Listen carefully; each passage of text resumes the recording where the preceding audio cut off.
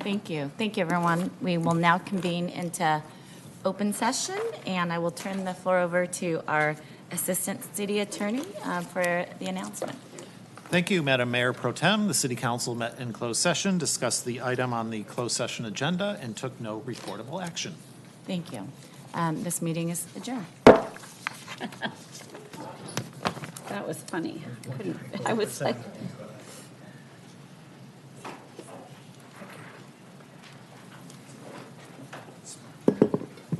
Been a while since I've been in a timeout. Okay, well, welcome to the City Council regular meeting for August 18th, 2026. We're going to start off with the Pledge of Allegiance. Just follow Mayor Pro Tem. Hands over your heart. Ready? Begin. I pledge allegiance to the flag of the United States of America and to the republic for which it stands, one nation, under God, indivisible, with liberty and justice for all. Thank you. May we have the roll call, please? Councilmember Sherillian. Here. Councilmember Howorth. Present? Councilmember Lesser. Here. Mayor Pro Tem Tarnay. Here. Mayor Franklin. Here. Sorry, I was already on the next step, sorry. So we move to item D, the ceremonial calendar, which is a presentation of a certificate of recognition to Manhattan Beach Police, and we're going to bring down Chief Johnson and Captain, I was told Captain Eichenlaw, but that's okay. And you have the floor. I can love grew hair? Yeah. Okay. So we're going to start with, if you're happy and you know it. No. This is Officer David Gibbons. He's a longstanding member of our police department. And this year, as he has for the past 12 years, he received the MAD Award for making 70 arrests this year. In year 2025, he made 70 DUI arrests in our city. Like I said, this is David's 12th year in a row of receiving this award, which the threshold is 25 arrests or more in a calendar year that are made for DUI. And David's done that for a dozen years, which is really, really impressive. Not only is it impressive because it means that he stops a whole lot of people to get to 70 arrests, but there's a lot of work that goes into properly documenting the arrest of an impaired driver. And David does all that work because he takes it very seriously. So this year we were able to go with him again to be recognized for his 70 arrests in calendar year 2025. David, do you want to just take a minute and just talk about why it's important to you and why you continue to prioritize DUI arrests? Well, first, thank you for having me and recognizing the work I do. I'm not the only one that makes DUI arrests on a regular basis. I just happen to work the weekend graveyard shift for a long time, so I happen to come across a lot of them. It's not the easiest arrest to make. There's a lot of paperwork, a lot of court time for DUI arrests, but it's one of the arrests that you don't really see in true fashion the difference that you make, but in the long run, I think the number of lives you save from making a DUI arrest is not really countable on paper, but it makes a big difference. So it's just something I enjoy doing. Let's all give David a round of applause and just congratulate him.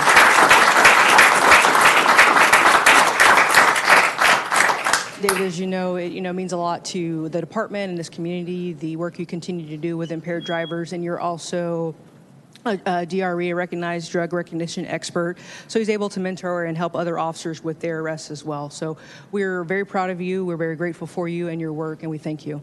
I'll turn it over to the mayor. All right, great. Well, thank you. Can we have your team come down and and join us in the photos? Be the safest place in Manhattan Beach. But he has to hold the certificate, so we know that he's the guy. Well, we'll get to it. Yeah.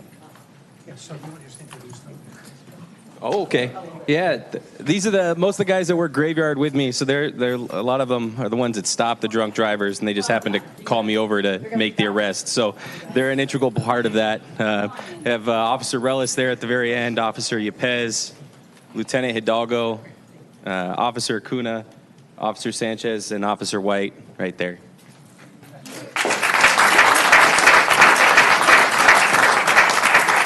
We are very pleased to present you with a certificate of recognition for all you and your team has done to keep Manhattan Beach safe.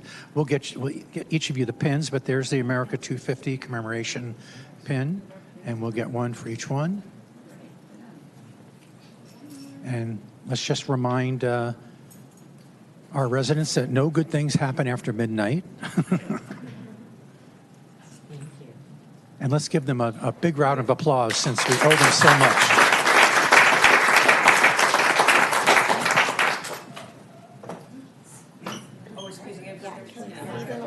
One of the parents might say, oh, Alan.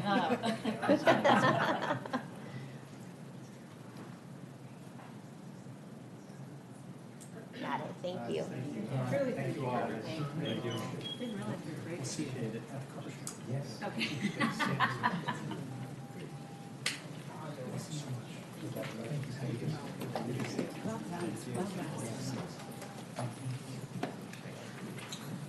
Okay.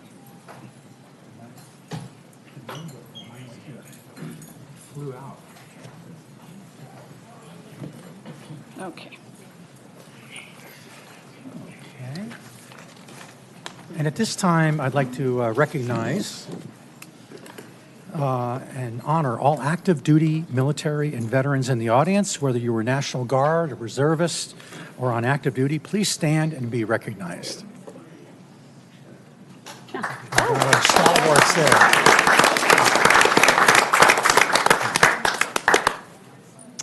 And then there's a reminder, we're not going to be meeting in the middle of September, so I wanted to put in this reminder of attending the special memorial, 911 memorial ceremony. It's poignant because it's 25 years, since this tragic event happened. And I think, like many epochal events within our lives, we sort of remember where we were, and we remember the anxieties, and we're thinking so much, about our families, but also about other families of the firefighters and the police. The most poignant thing to me was seeing all the people coming down the staircase, and our brave firefighters and police were going up the stairs. So that was very poignant. They run to danger. So this is going to be held at 9 to 10 a.m. At the southwest corner of 15th Street and Valley Drive. It's where it's always been held, and we hope that you can make it. Okay, so thank you. And move on to so item number E, approval of agenda and waiver of full reading of ordinances. So we have a motion to accept by Councilmember Howorth and seconded by Mayor Pro Tem Tarnay. Call for the vote.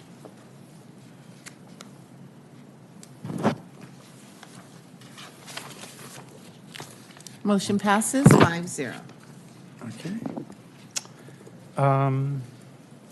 City Council and Community Organization announcements of upcoming events.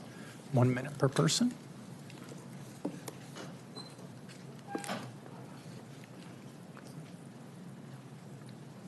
Hello, honorable city council members. I'm John Roberts from the Roundhouse Aquarium. I know most of you already. We're sponsoring a free public lecture by David Bader, the Chief Operations and Education Officer of the Marine Mammal Care Center in San Pedro. The title of the talk is Hope on the Horizon, Protecting Marine Mammals in a Changing World. The talk will be Wednesday, September 2nd, 2026, from 6 to 7 p.m. in the Manhattan Beach Public Library, just next door. It should be a very interesting talk. David will describe the challenges that are facing the marine mammals, the local marine mammals, and how the Marine Mammal Care Center is addressing those challenges. This is especially timely because we're now transitioning into an El Nino event that is threatening to be very strong. And this will have profound effects on the local marine life, including the marine mammals. So it should be a very interesting talk. And I look forward to it myself, and I hope you'll be able to attend. Again, it's Wednesday, September 2nd at 6 to 7 p.m. in the library just next door. Thank you. Okay, great. Thank you.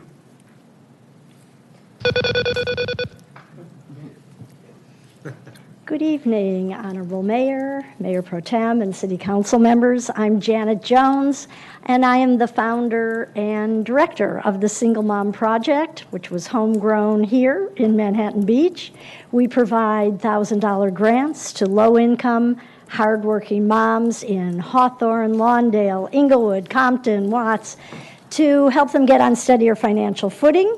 And I'm thrilled to announce that Tuesday, September 8th, will be Single Mom Project Day here in Manhattan Beach. We have had astounding support from the business community. We have a couple dozen restaurants and stores that have signed on to give a portion of their proceeds that day or whatever they want to give to the Single Mom Project. And so, of course, we want the city to come out and support families who live just 10 or 12 minutes away, who could use our support and need our support. And we are just thrilled with the response the city has given so far. So thank you. Thank you.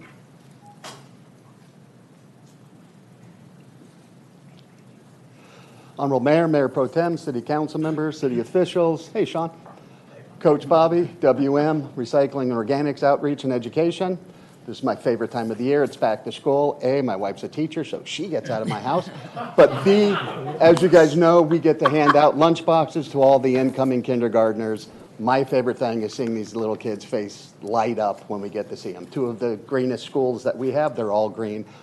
The two on top of my list, Pacific we did last Thursday, and Grandview did it Sunday morning. I didn't get a lot of pictures of the faces because I can't post those on social media, but it was a great time. Everybody had an awesome time. We got 3 more elementary schools to go. That's all I got. Wishing you guys all God's blessings. Great, thank you. Russ Lesser representing the Manhattan Beach 10K Run. On October 3rd this year, the 49th annual running will be done. And if you're interested in participating, I suggest you go to mb10k.com soon because it's going to sell out in about 2 weeks. Great. So run over and register? Okay, just want to make sure. Anybody else in council chambers? I have an Seeing, oh, I'm Do you sorry. want to go to Zoom first, or I don't care? Yeah, let's do Zoom to first Zoom and then in we'll do case. council members. Yeah. No requests on Zoom. No one? Oh, okay, sorry. Thank you, Mr. Mayor. I was going to take this opportunity during community announcements to remind us that the Manhattan Beach Public Schools go back to school tomorrow. So everybody be aware, there's going to be a lot of kids walking, a lot of parents driving, and, keep your eyes open. I think when we encourage these kids to walk to school, which is great, but there will be a lot of those kids out there, and some of them may not look both ways, even though they should. So really be careful as you're driving tomorrow and for the rest of the year. Thank you. Wonderful. Anybody else? No, seeing none, we'll move on to item G, public comments. You have 3 minutes per person. And just a reminder that if you speak in this segment on an item that's in the agenda, you cannot speak when that item comes up. I waited for the 3 minutes because I have some compliments I'd like to give and don't want to get cut short on compliments.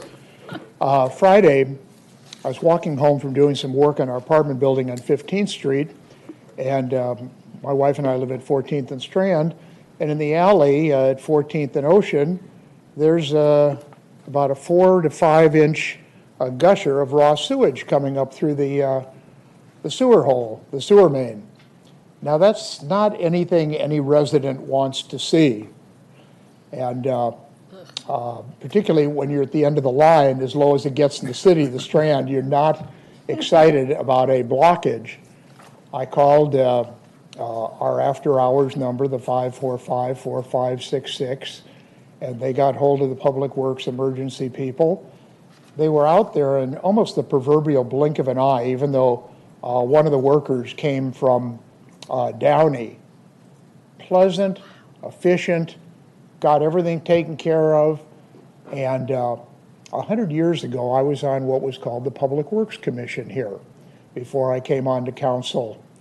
And I think that Public Works is one of those assets that we have in this community that we sometimes forget. The sewer mains are below the ground, the water mains are, everything's supposed to go right. You turn on the faucet, you get clean water, you flush, the bad stuff goes away. But we've got such a wonderful public works department here, and I just wanted to give them a shout out. And things like the scheduled rotational slurry sealing. Yeah, it's really uncomfortable when you can't drive down your street, but that's a heck of a lot better than having to have the street repaved. And it goes on and on and on. The replenishment of the dog bags on the Strand, the poop pickup bags, routinely. You don't think anything about it, but yet it happens. And so those are kind of the unseen warriors, if you will. Graffiti removal. I'm just a demon about calling on graffiti and tagging removal. And again, our Public Works Department is out there almost by the time I hang up. And they do a good job. They got more lotions and potions on that truck that takes it off of various services and so on. And just like I say, so often people come down and have a little complaint. I've been known to do that. But just a little compliment this evening. Have a good meeting. Great. Thank you very much. And former Mayor Holmes, we know you have a crank telephone in your place, but for anybody who wants to use an app, we have a great app called Reach Manhattan Beach. And you can also you can report the same things that the esteemed Mr. Holmes just spoke about on the app, and they will get there in a jiffy as well. But thank you for recognizing them. Appreciate it. Honorable Mayor and members of City Council, first I want to echo and say I see that happen as well. I've called in several times on graffiti and it's been taken care of. Tonight, though, I'm here requesting that City Council request staff to create and report semi-annually on the status of our city's 774-unit RENA obligation as a regularly scheduled business topic, not as a but specifically to create a simple RENA dashboard as the example I attached in what I sent in earlier, so that it can be discussed at the council level and be shared with the residents for transparency. My concern is not whether Manhattan Beach should meet its legal housing obligations. We should. My concern is whether we are managing those obligations strategically to minimize unnecessary development impacts on our community. Of our 774 units, 487, or 63%, are designated very low or low income. Yet many proposed projects contain approximately 20% lower income units and 80% market rate units. At that ratio, substantially more than 774 total units could ultimately be required to produce the affordable housing called for by RENA. This becomes particularly important under California's no net loss law. As ROD sites are developed, the city must maintain sufficient remaining capacity to accommodate its unmet RENA. If development consumes sites without producing the income categories anticipated, the city could potentially be required to identify or rezone additional sites. In my email exchange with Adam Feinstone this past weekend, I understand that much or all of this information is already tracked by staff for state-required annual reporting and no net loss monitoring. So this should largely involve presenting existing information in a more useful and transparent format. I also asked Council to direct staff to evaluate legally available policies and incentives that could increase the percentage of very low to moderate income units produced by future projects, potentially reducing overall build-out and the risk that additional sites will be required. This could include hiring a third-party consultant with expertise in this area.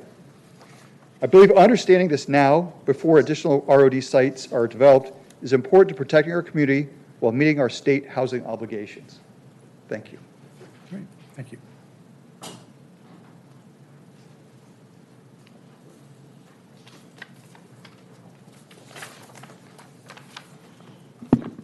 Good evening, Mayor Franklin, City Council. I'm Kelly Stroman, the Executive Director for Downtown Manhattan Beach Business and Professional Association.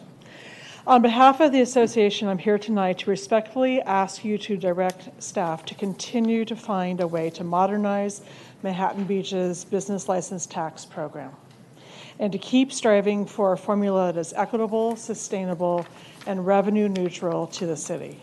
We recognize this is complicated. We also recognize the tremendous amount of time, analysis, and thoughtful work our city staff, all of you, and many groups and council have already invested. For that, we are very grateful. That work has value, and it should not end simply because the most recent proposal did not move forward. The business landscape has changed dramatically over the past 50 years. We have solopreneurs generating $10,000 in gross receipts, and then we have mega businesses in Manhattan Beach generating $100 million in gross receipts. An equitable tax structure should and can have parity across the entire spectrum. We are not asking the city to collect less revenue. We are asking for a better and more equitable way to distribute the responsibility for generating that revenue. Modernization is rarely accomplished perfectly on the first attempt. For example, Apple's Newton didn't succeed. Apple didn't decide the future wasn't mobile. Imagine that. They learned, evolved, and ultimately created something exponentially better. That is what progress looks like. You listen, you learn, you create, you explore, and then you evolve. Since the formula we considered over the last 6-9 months wasn't the right one, let's not abandon the objective, let's improve the formula. The work already done has given us valuable information. We don't need to go back to square one, and we shouldn't simply return indefinitely to a decades-old system we already recognize needs modernization. Keep modeling, keep refining, keep asking the difficult question. Let's find the point where equity for our businesses and revenue neutrality for our city intersect. So tonight, our request on behalf of the association is very simple. Please direct staff to continue this work until we find the best possible formula, one that is revenue neutral to the city, equitable to our business community, and creates meaningful parity across every level of gross receipts. The first answer doesn't have to be the perfect answer, but an imperfect first attempt, which we all experienced, should never be the reason we stop looking for a better one. Thank you. Thank you, Kelly.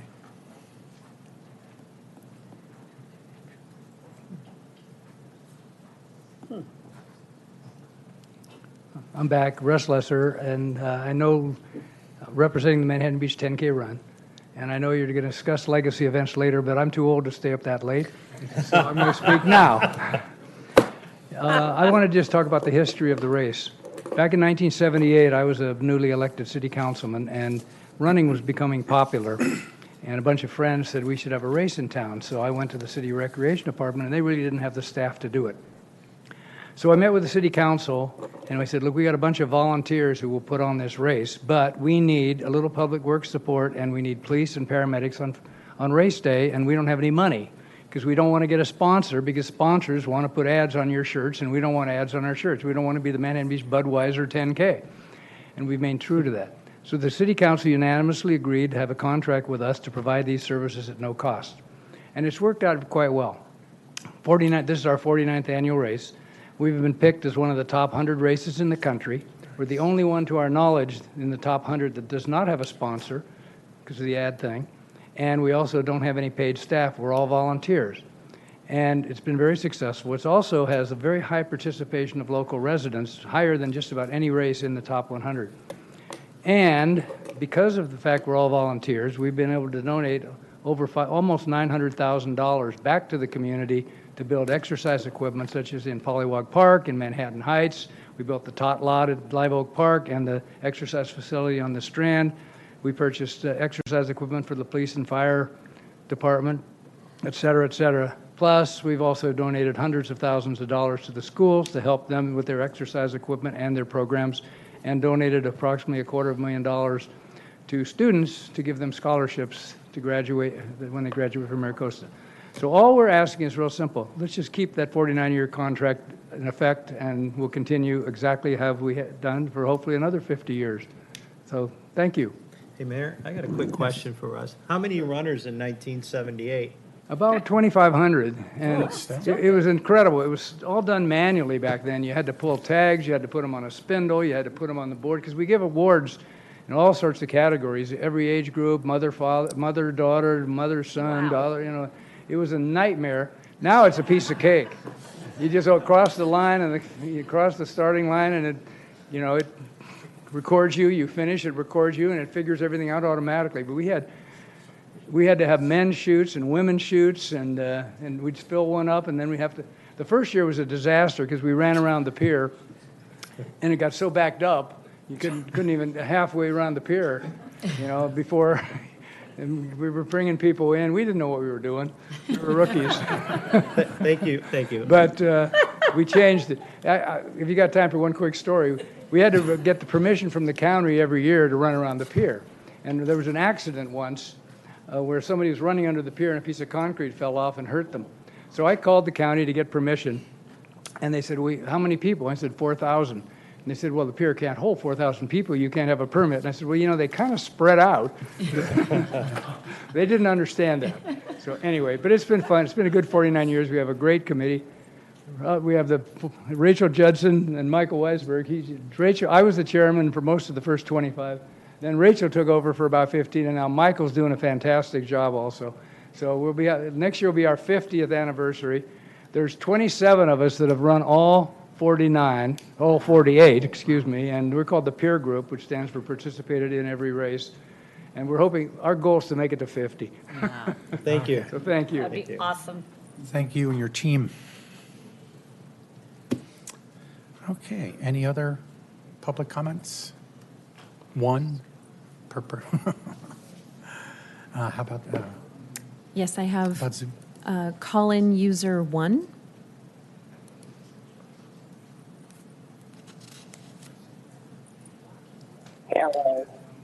Hello, my name is Gord Orbison, and I want to talk about an issue of pressing concern here in Manhattan Beach, specifically the transsexual agenda. It's ruining the quality of life of this city. It's bringing crime and drugs and graffiti to the city. They beat our women in sport. They beat our women in county jail and state prison. They beat our women in the bathroom. And I'm sick and tired of these trannies demanding free welfare benefits and free housing. They are destroying Manhattan Beach, and the cops need to start arresting these people. These people are masturbating on the beach, and we need to stop. Thank you, sir. Okay, anybody else online? No further requests on Zoom. Okay, great. So we'll move. Can council Yes. make? Oh, yeah, council, sorry. Apologies, I'm trying to get my button pushed here, so. No, I just, again, wanted to take an opportunity to compliment all the staff, public safety, public works, everyone involved, Parks and Rec. Starting last Thursday, we had tens of thousands of visitors and residents, a lot of people that really enjoy volleyball. And we had this footprint in town that's pretty incredible. As you see some drone footage. But, again, staff knocked it out of the park. Just I'm talking about the ABP Manhattan Beach Open. And way to go. Hats off to staff for pulling that off. And as you're exiting the event, they're strategically bringing it down. So it's just a minimal impact to everyone around. So again, congratulations. Every year it keeps getting better and better and better and better. And I don't know how you keep setting the bar high, but you continue to achieve it. So thank you for keeping us safe and all the above. Great. Anybody else? No? Okay, so we'll close public comments and we'll go on to H, the consent calendar. Calling for a motion to approve.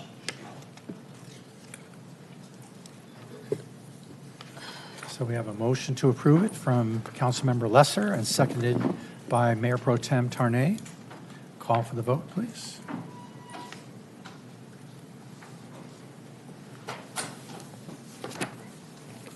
Motion passes 5-0. Okay, thank you. Moving on to item J, public hearings. So number 13, consideration of resolutions regarding renewal of North Manhattan Beach Business Improvement District for fiscal year 2026 and 2027. And it looks like we have our finance director, Brett Hauer. Thank you. Good evening, Honorable Mayor, members of the City Council. Tonight, we are pleased to present for your consideration the renewal of the North Manhattan Beach Business Improvement District for fiscal year 26-27. The North Manhattan Beach Business Improvement District was established in 2004 in accordance with the Parking and Business Improvement Area Law of 1989. This state law also requires an annual renewal process and the appointment of an advisory board by the City Council. So on July 7th, the Bid Advisory Board met to review a proposed activity plan and budget for the fiscal year, and they voted affirmatively to recommend that the City Council approve the items before you tonight. The City Council then initiated the annual renewal process on July 21st with the approval of a resolution of intention to renew and levy the assessments, which again remain unchanged this year. The North Manhattan Beach bid is funded through an 80% surcharge on the annual business license tax, up to a maximum of $500 per business. So the next step is to hold a public hearing tonight to accept testimony for or against the proposed assessments. Approval is based on whether there's a weighted majority protest by businesses that pay 50% or more of the total assessment. All legal requirements for tonight's public hearing have been met, including mailing copies of the resolution of intention to all businesses, and a notice was published in the Beach Reporter. So quickly though, before the public hearing is opened, I just wanted to note that in 2025, the North Manhattan Beach Business and Professional Association was established as a nonprofit corporation, and the management of the bid activities was transitioned to the newly formed association. So with the transition of activities to the association last year, the Bid Advisory Board is expected to meet less frequently than in prior years, similar to what happens with the downtown bid. And so I just wanted to note too that the North bid currently has bylaws that require an election process to nominate board members, which are then appointed by the City Council as required by state law. And the last election was held in December of 2024, and the members were elected to a 2-year term ending this coming December in 2026. So as noted in the staff report, staff's currently exploring alternative advisory board nomination processes that may be more efficient and cost-effective than an elections process. So we're doing that research, and then we'll be holding a bid advisory board meeting in the coming months to discuss potential revisions to the governing documents, which we would then bring back to the City Council for approval at a future meeting. So I just wanted to note that. So tonight, the Business Improvement District associated assessments and collaboration with the association would continue to remain in place for the upcoming fiscal year with the following actions in consideration by the City Council tonight. So one is to hold the public hearing to receive testimony, and assuming insufficient protests are received, Resolution number 2695 must be adopted to authorize the collection of assessments. 2, with the adoption of Resolution 26-96, the city manager will be authorized to enter into the agreement with the North Manhattan Beach Business and Professional Association for the services outlined in the attached activity plan and budget. And 3, with the appropriation of $90,000 from the parking fund, the city will disperse accumulated bid funds to the association for the execution of the services outlined in the activity plan and budget. And after accounting for the estimated assessments and interest earnings in the upcoming year, this would leave approximately $279,000 in the reserve funds that we hold for the bid. So staff is here to answer any questions, as well as I see the association president and Jill Lampkin with the Chamber of Commerce, who's also supporting the association and bid. So I'm sure they would be happy to answer any questions as well. But if none, we would recommend opening the public hearing at this time. Okay, great. Council members, questions? Let me see. Okay, Councilmember Shirillian. Thank you, Mayor. Thank you for the presentation, Libby. Quick question on the $278,000 you mentioned in the reserves. For the bid to draw down on those funds, can you walk me through the process, or walk us through the process of how, because they get a certain budget and then those are in the reserves. So if they want to take from the reserves, what's the process? So due to some timing changes of budget development this year and the formation of the association, the adopted budget for fiscal year 26-27, actually we missed including an appropriation for the bid activities this year. So that's why we are needing to appropriate the full $90,000, which is what was the amount requested by the association. So that's not in addition to anything that was already in the budget, since we due to a timing issue, we missed it this year. So with the city council's approval tonight, then we would be dispersing $90,000 from the reserve. The bid has traditionally received around $25,000 per year, but it's been creeping up, and this year they were just under $30,000. So they're right around that range of what is getting added to the reserve each year, but they are spending down some of those funds in the next year. Thank you. All right, great. Nobody else? No. Okay, so open up to public comments. Anybody in the chamber? Don't rush down. Okay, and how about online? No requests on Zoom. And no request on Zooms. Okay, so we'll close public comments. Anybody wish to start off the conversation? Or comments or? There's a motion and a, it's pretty Oh, I'm straightforward, sorry. right? Oh, Councilmember Lesser. Yeah. I would just thank the business members for their engagement and their involvement with the North End and really what you have created. I'm the alternate member of the bid. I have not attended any meetings in my new role, which is an old role that I previously served in, and just I'm so grateful for what the work is that you've been doing for our community. Great, thank you. So, did you want to speak? No, I think that's left over. I apologize. Okay, great. Okay, so if there's no more comments, then we have a motion to accept by Councilmember Sherillian, and that's seconded by Councilmember Howorth. So call for the vote, and I'll give my motion. Yeah, we got to read the motion. Thank you, Your Honor. So my motion is to adopt resolution number 2695 and 2696 and appropriate funds and authorize the disbursement of the reserved BID funds. Great. And call for the vote, please.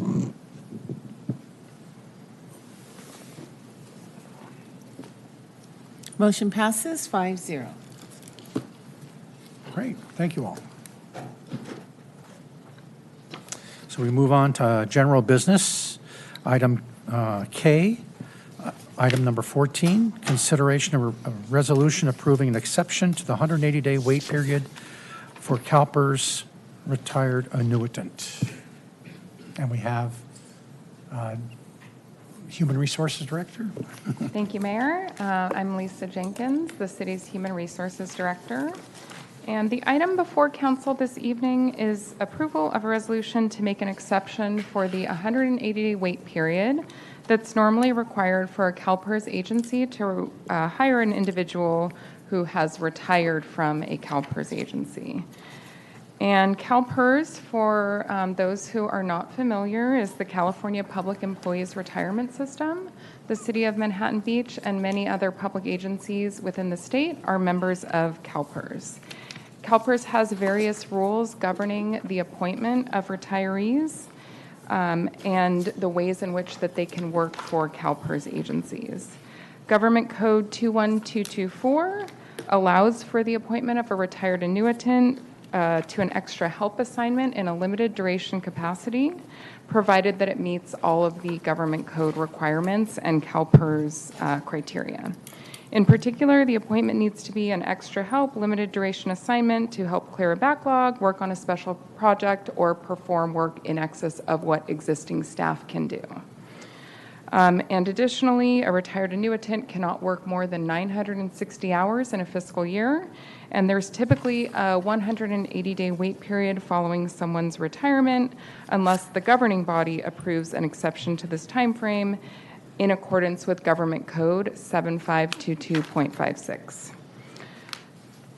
Mr. Douglas Atkinson is the retiree that has been identified to fill a critical need for the Community Development Department.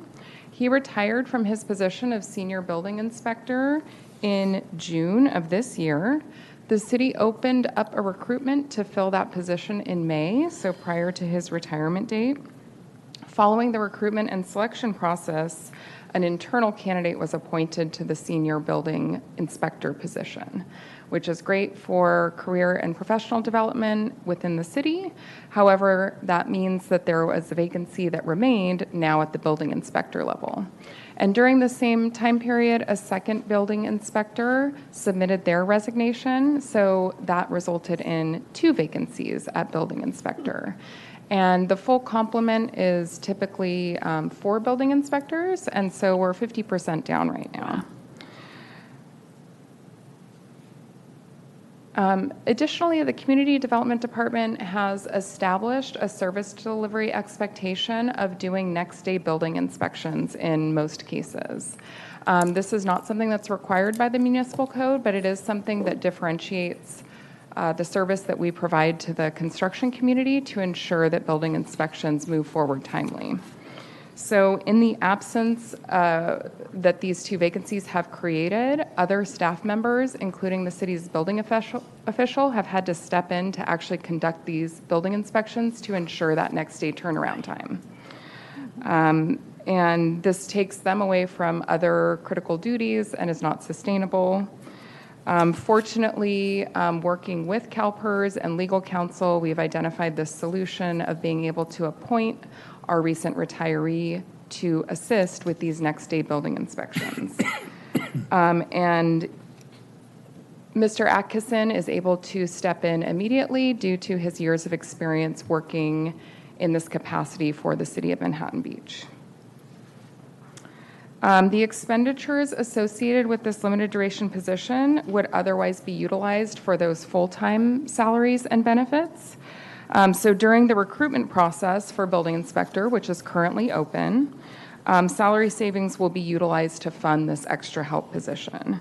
The position is not a net new expenditure, but is a creative way to fill in the gaps and ensure service delivery standards are met for a short duration of time.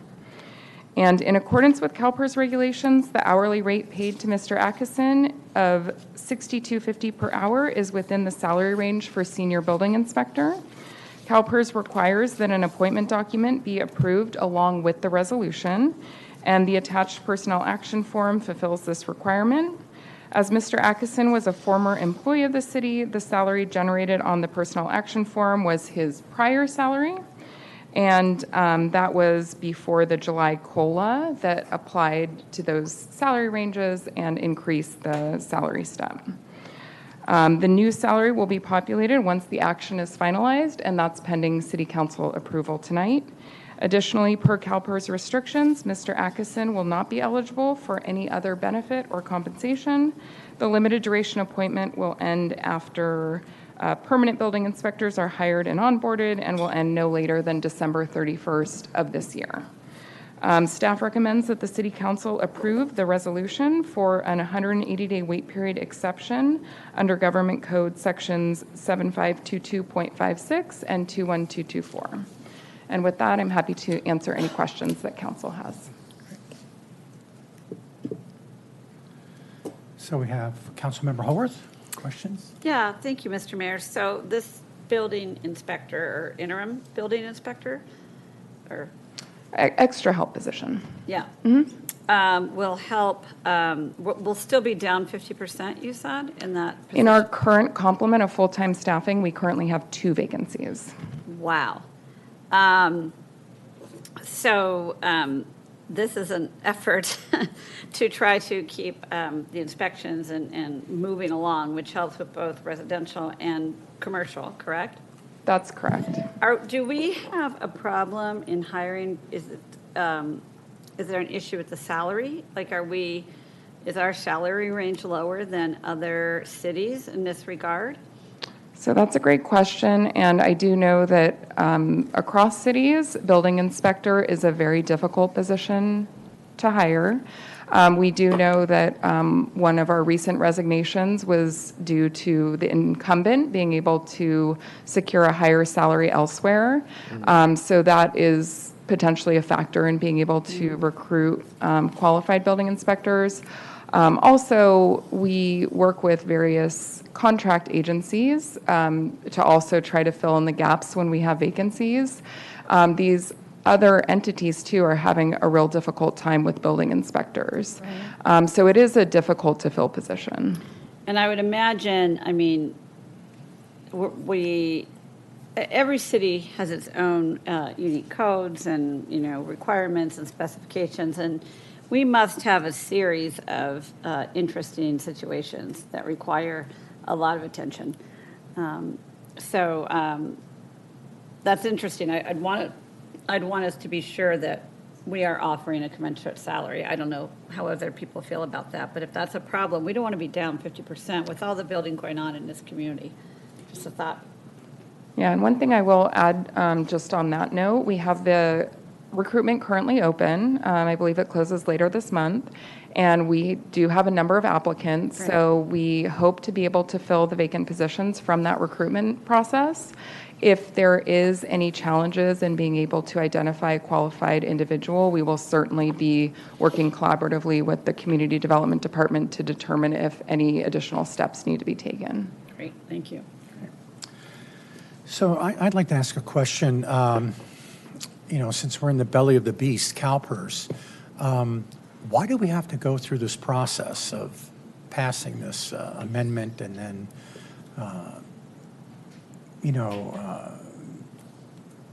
here for and look at that 180 days? So if you can, why does an annuitant typically have to wait for 180 days? I understand there's some federal law implications as well. It's a great question, and the simple answer is CalPERS puts parameters around appointing retired annuitants, because if it's a regular staff position, they would prefer to have an individual in that position who's a member of the CalPERS system, so there's contributions being made on that person's behalf. And so appointments that the city makes of retired annuitants, there's no contribution to CalPERS. In fact, the individuals are already receiving their pension from CalPERS. So CalPERS puts these guardrails around it because they don't want cities to have retirees filling in for regular staff positions. And the council will recall, we do also take to council appointments under the other government code, which is 21221H. That's for interim positions. Those are typically at the department director level. And for each of these types of appointments, CalPERS, through the California government code, has requirements for the types of appointments that can be made. In this case in particular, I believe the 180-day wait period is to prevent somebody retiring and filling right back into their position or in another agency in a similar capacity. In this instance, CalPERS has advised us that this is an appropriate pathway, given our limitations right now, to guarantee the next day inspections, which is something that we consider critical in this community for our economic success and for our construction community. Okay. So I asked for a copy of the code, and I see that you're following the template here. And so the only thing that concerns me is that the very last sentence, accordingly, the critical need for Mr. Atkinson's appointment will end no later than December 31st, 2026, and his appointment will end at the same time.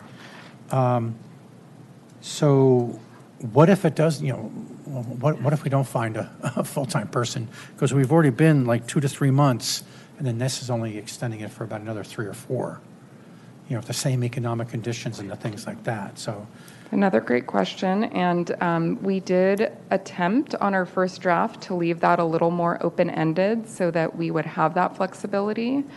We asked CalPERS to review the resolution, and they advised that we needed to ensure that it was limited duration. We do have other mechanisms to potentially supplement city staff.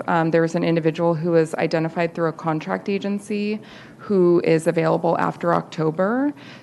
So we are continuing to look for other resources to supplement city staffing, especially in the event if we're not able to fill the permanent staff positions.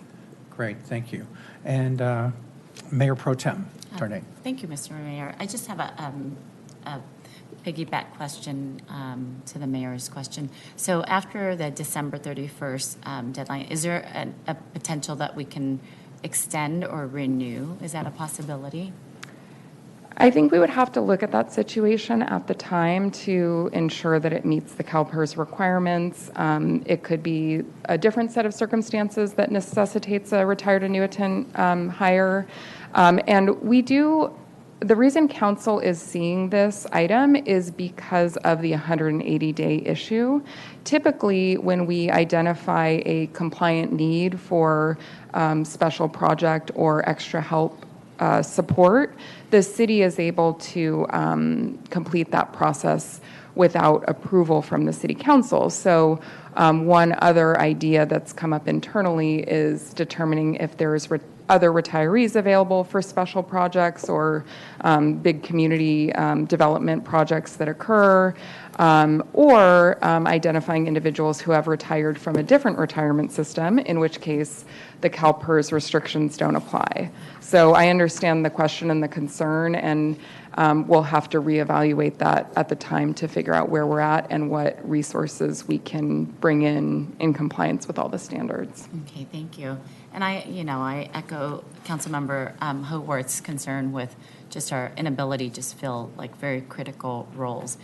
For building inspectors, do we typically use contractors to fill those roles? I understand, our codes and our local building codes are very complicated, and that we'd want somebody who's experienced in our local codes to fill these positions. Is this something we typically do? We do, and we have existing contracts that have the possibility for bringing on building inspectors. What our community development department is finding, though, is that even these contract agencies are having trouble recruiting qualified building inspectors. So right now, when we were evaluating options for bringing in extra help, the contract agency didn't have anyone available. And the individual that I mentioned who's available after October is a resource that the community development department is planning to bring on board to also supplement the staffing. Wow. All right, thank you. Councilmember Sherillian. Thank you, Mayor. So the cooling off rule, the 180-day requirement, that's a state law governed government code. But there is an exception to that government code that you're following right now to get it exercised. Correct. And then I guess the only other comment/question I would have, did we look at putting not to exceed 960 hours instead of a sunset date in December and just utilize the 960? Was that thought about, or can you elaborate on that? Sure. So the parameters for the 21224 appointments are really related to the reason that the person is filling in. CalPERS does not want things to be open-ended because for the 960, it's per fiscal year. We've had situations for other resolutions where if you just put in 960 and don't specify an end date, it can be viewed as like extending it year after year after year. For this one, for the 180-day wait period, they preferred an end date. Okay. And just a quick question about the resolution we passed today. Is CalPERS, ready to approve it, or does it need approval by CalPERS because you've already talked with them, or what's that process? We've sent the resolution to them, and with the change of adding the end date, they have approved the resolution. Oh, okay, great. And we've also had the resolution reviewed by legal counsel, so pending city council's approval, we should be good to go. Okay, great.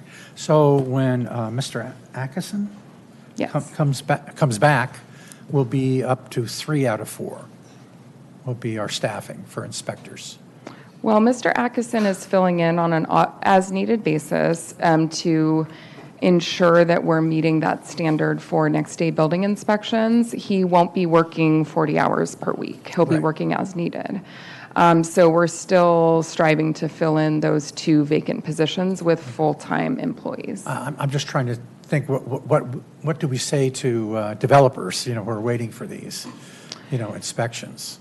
Yeah, and yes, and as I mentioned, I think that city staff has been working diligently and outside their normal scope to ensure that those standards are met. I'm not aware that there has been delay thus far and this resolution and bringing Mr. Atkinson on board is to ensure that that continues without having a detrimental impact on existing city staff. Okay, great, thank you. All right, so if there's not any more questions from council, open it up for public comment.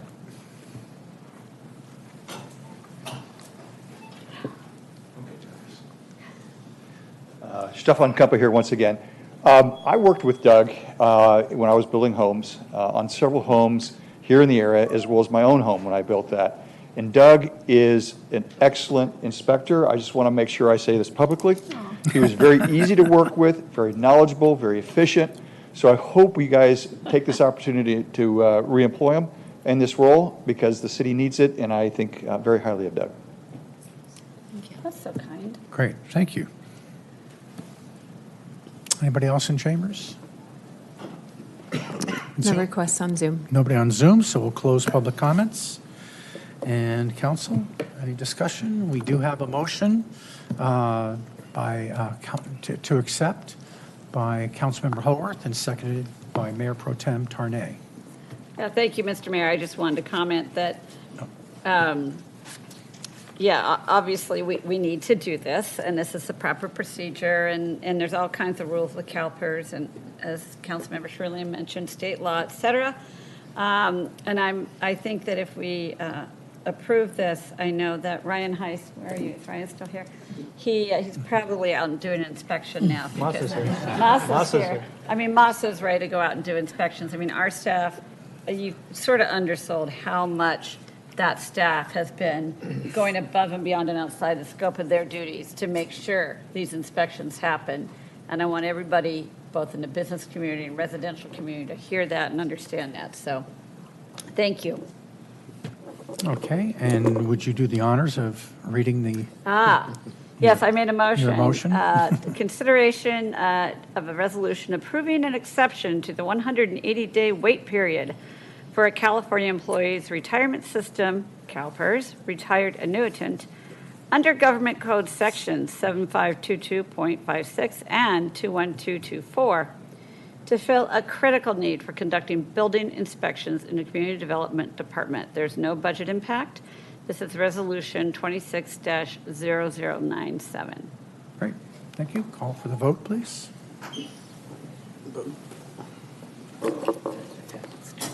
Motion passes 5-0. Okay, how's everybody doing? Okay. I could use that. Yeah. Use a quick break, please. One item, so Yeah. I could use a break too. Yeah, okay, so if we can come back at 7:10, 7:15? 7:10. What would you like? 7:10 is great. 7:10. 7:10. Thank you. Thank you, Mayor. I don't want to break. No, I'm kidding.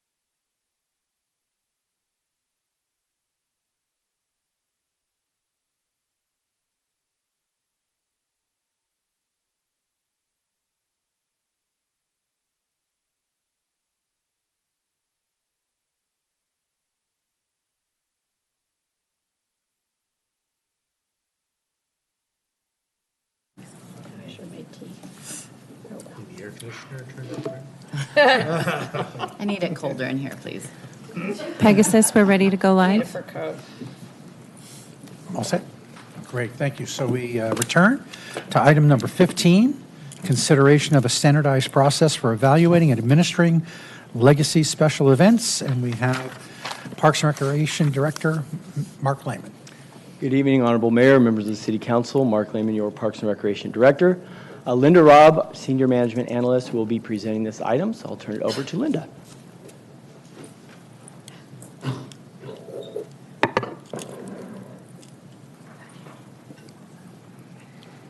Good evening, Honorable Mayor, members of the City Council. I'm Linda Robb, Senior Management Analyst with Parks and Recreation.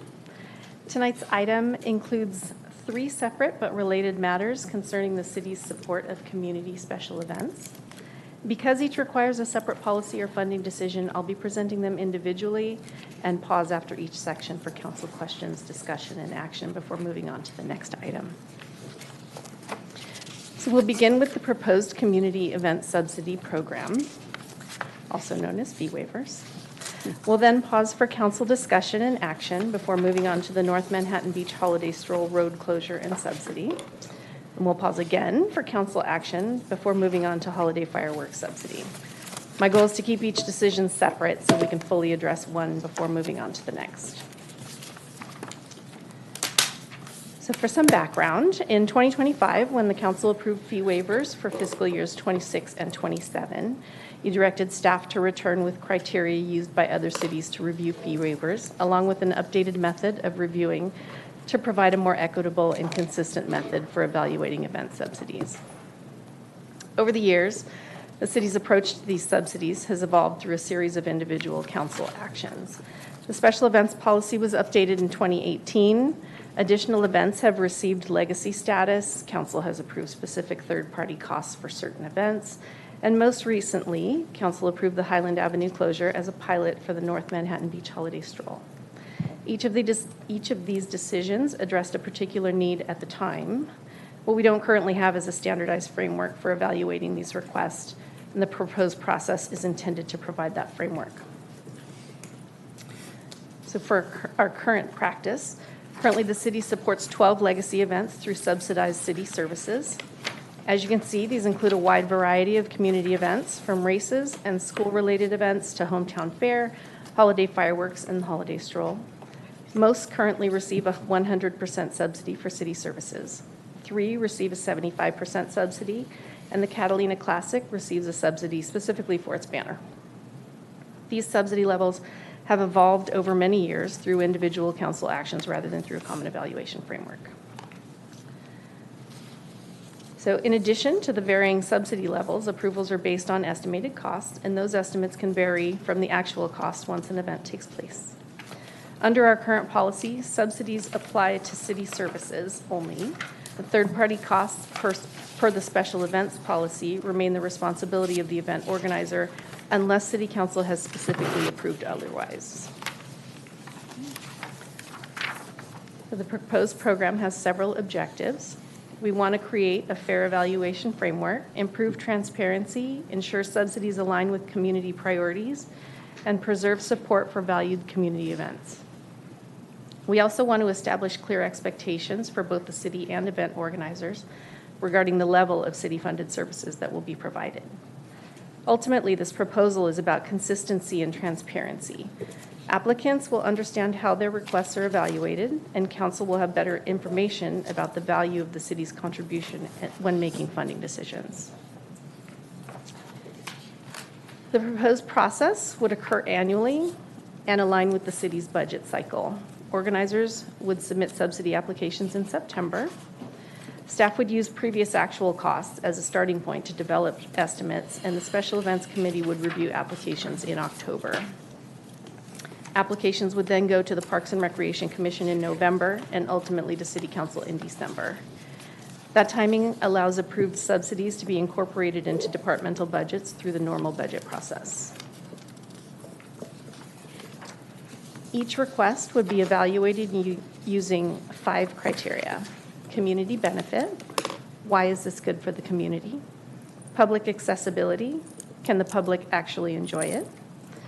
Organizational eligibility, who's putting on the event? Target audience, who does it primarily serve? And city resource requirements, how much does it cost the city to support? These criteria consider both the value an event provides to the Manhattan Beach community and the level of city resources required to support it.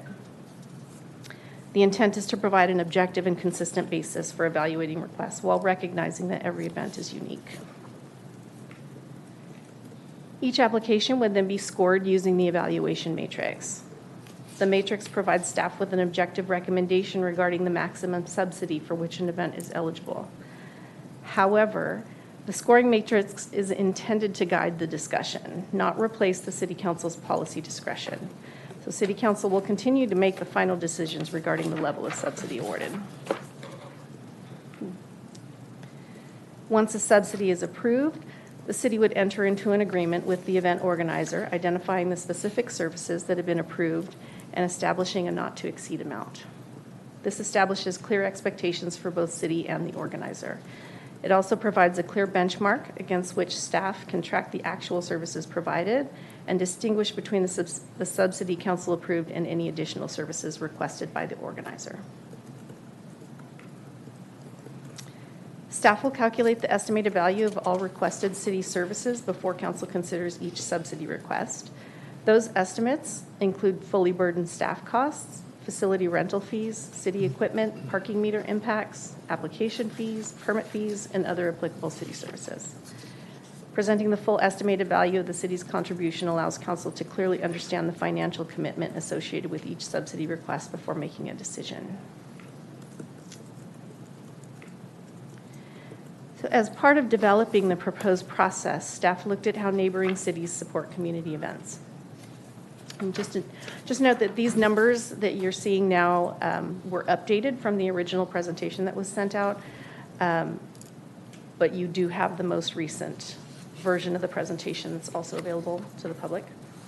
Hermosa Beach currently provides fee waiver grants of up to $2,500 per event from a $5,000 fund pool. That fund pool is approved annually by the City Council and varies from year to year. Those are their smaller ones, and it also provides support through long-term agreements totaling approximately $240,000. Those are separate agreements, the largest one being with the Chamber of Commerce to run the fiesta, the larger events. Redondo Beach provides approximately $45,000 in support for 8 signature events, and El Segundo supports 10 events at approximately $100,000. Both Hermosa and El Segundo use very similar criteria to what's being proposed tonight when evaluating the fee waivers. Each city structures and calculates its support differently, so these aren't intended to be direct comparisons, but they do provide some perspective on the different ways cities support community events. And finally, looking at Manhattan Beach, we currently support 12 events, and when we calculated the actual value of city support using all those items previously mentioned, in 2025, the total was approximately $717,000. So that brings us to the first decision before council tonight. Staff recommends that the City Council approve the standardized process for evaluating and administering legacy special event subsidies. And at this point, let's stop the presentation. Staff is available to answer questions regarding the proposed program. And then following council discussion and action, I'll resume the presentation with the North Manhattan Beach Holiday Stroll. Okay, thank you. Okay. And Councilmember Lesser. Thank you, Linda. I wanted to go back to the last slide and confirm the amount of city subsidies at present. It's a pretty large number. So can you show that slide? So the 717,000 and some change, that does not include what's also under consideration that we're about to talk about. That is the additional $10,000 proposed for the fireworks, as well as is it an additional $9,000 that's requested for the holiday stroll in the North Manhattan Beach? This is the amount of, for all of the events that occurred in 2025. In 2025? So in other words, as projected for 2026, this number is going to be higher. It will be higher. Any idea of the rough order of magnitude by how much? Most of the increase will be due to the MOU salary increases. So if everything's going up 2.5%, you would basically add on, because the staffing levels are not expected to change. I appreciate the criteria that's being presented for council to consider as it approaches subsidies going forward, but I'm trying to understand how that might impact these costs, these expenses. You indicated that it's ultimately going to be a policy decision for the council, even after staff goes through applying these criteria. But particularly if multiple events of these 12 can meet the criteria, I'm wondering, how does this actually help us? Well, it's more to help guide your decision. So if if you want to compare two events where one might be raising funds and have not as much of a financial need than another, it's more of a way that you can kind of see that on paper, where if an event is free and open to the public and it's run by volunteers, there's likely to be, they may not be able to have the event if they're not subsidized. And I'm sorry, are these criteria used in other communities? Yes. Yes, I examined several different cities. These were sort of the ones that they all had in common. Most cities want to know which events benefit their community the most, are most accessible to the community, and are most valued by the community. Thank you. Okay. I think I was next, and I had the same question about, that little sub-slide that came up. So can you give us an idea of why there's such a disparity between our neighbors, and us? Is it their policies? Did we take a look at their policies and what they're doing? Like, I find it hard that Redondo Beach, with almost 2 to 3 times our population and size and a harbor and everything like that, is only paying, it's only costing them $45,000 a year. Well, the majority of the cities that I looked at only waive indirect costs and not direct costs. So they charge the events for all of the city services. But if they have, for example, if you have an event in Hermosa Beach and you want to have it at the Pier Plaza, you might pay $12,000 to $15,000 a day to have the event at that location. That's an indirect cost, so they might waive the location fee. We don't have location fees here in the city. So these numbers they're not apples to apples. If you look at some of the staffing levels that they've proposed to cover, we tend to staff more. We also have some bigger events. Redondo Beach has a couple of larger events, but I don't think they staff them to the levels that we do. And like the highest subsidy for any event that Redondo Beach has listed that I could find was $10,000. And then El Segundo's events are pretty small in comparison to some of our events. Okay. Councilmember Howorth, thank you. Thank you, Mr. Mayor.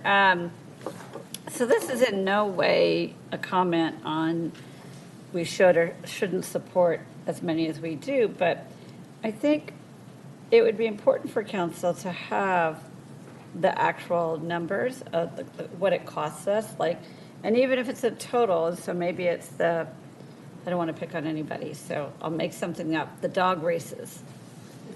And let's say, I'm just saying, because I don't want to say anyone's name out loud, because then they're all going to call me and whatever. But if we had the dog races on page 3 of the staff report under event subsidies, and it's at 100%, that doesn't tell me, what's the real budget of that? And then we may see, and then you could see, oh, for the dog races, we staff it with, 100 police officers. And then we might be able to say, well, why are we staffing at that level? I think it's really good to have these criteria. I think that's a different discussion, but I think we need to have a discussion about what are the staff levels? Are we requiring, are we doing overstaffing? No, I mean, not according to, what prior councils have said, but let's study it just again. And I think that, I think we need to see what these different things cost, because I would support them all. I'm not trying to cut any of them out, but I am a little sick of getting attacked for overspending all this money, and yet people keep coming to us and say, oh, support our event. And to find out that we spend $717,000 a year subsidizing events, probably money well spent, but I want to know, why does it cost this much? Does it really cost this much? Maybe it does. Maybe it costs this much to take out the trash, and maybe it costs this much to have fire marshals or, safety. But I need to understand that better. So I'm hoping we'll bring that back. I'm still prepared to talk about the criteria. I think it's great, but I hope my other colleagues understand and support that. That's it. Mm-hmm. Okay, Councilmember Sherrillian. Thank you, Mayor. And perfect timing for me, because I do agree with Councilmember Howorth. I think we need a little bit more detail on these items. And I know that's not what the discussion here tonight is for. And maybe I'll ask the city manager, is that something that we can vote on as a future agenda item? Or is this, maybe Director Lehman, is this something that's coming back already on its own? Because I really would like to dive deep into this and have questions, specific questions on each event and some history, background. I want to treat each event as like a staff report, and I want to really understand if those events that were, grandfathered in and legacy events, do they fit this criteria? And I looked at a few of them. Some, a few might not. I'm not going to name names. Maybe the dog races. But again, what's the opportunity? And so if I understand what council's asking for, it would be providing a higher level of detail so we could integrate that into the process. And so when we bring back all of the information from the applicant, we can provide a high level of detail in terms of the staffing, the justification, again, how many, is that what we're looking for? I want to see it overall, too. Yeah, I think I want to just see it overall, like what the level of service is. We looking at this, it's a great presentation, but we're not, and it's not, again, we have to focus on what tonight's item is, right? It's looking at the evaluation process. But I really would like to see annually how much each individual one costs and the servicing level, like Councilmember Howorth said, is like which ones are taking the burden. And it's probably that number, the 717, it's probably closer to $1 million when you shake it all out with hard costs, soft costs, and some of the stuff that gets done. So I'm just curious if that's coming back, because this is the right time to look at it, because it's the end of summer. But that's my question.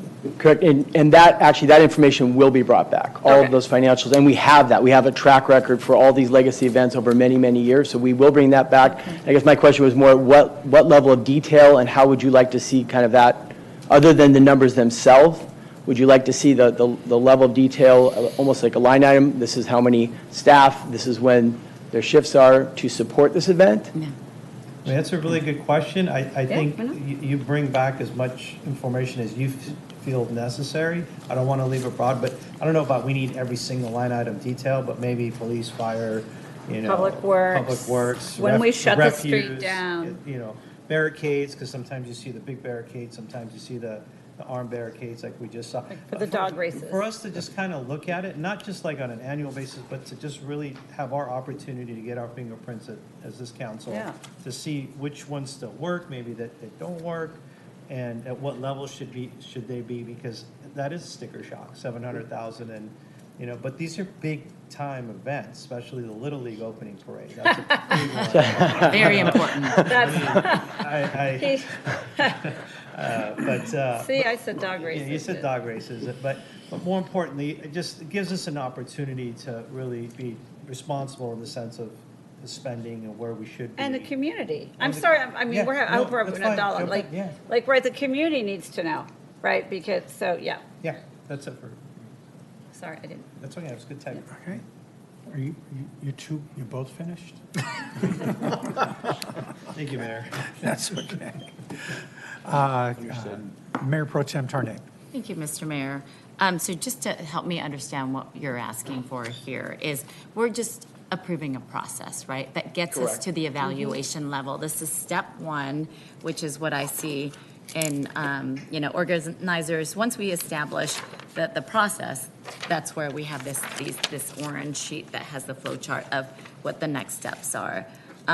So we theoretically will be seeing everything broken down per event so that we can actually evaluate as we go forward. So that for transparency's sake, we know how much things cost. And Linda, and I sat down with Linda recently, and I really appreciated the process because we went through it. It's going to be an item that's going to be, we're going to be considering shortly, but that's what was presented in our meeting was just kind of the breakdown of the actual cost of the barricades, the actual cost of staffing, and it really opened up my eyes to like what actually goes into an event and how it's really the labor costs are calculated so that there is a direct nexus between what's being charged by the city, subsidized by the city, and the actual cost to the city to pay for those internally. So if that's my understanding, we're just approving not of what projects going forward, but the process to identify what projects we Evaluation. want to subsidize and how much, and so that we have, kind of numbers, transparent numbers going forward. That is correct. Okay, thank you. Okay, and I wanted to look at, like, when I saw the Little League opening day parade, and, back in the dinosaurs, when my kids played, baseball, I mean, it was a big deal. They closed down the street and things like that, and it's kind of petered away. But I would like to see, if we think it's relevant, I mean, what is the participation rate or numbers, as we go along? Are they falling off? Are they increasing? Are they staying the same?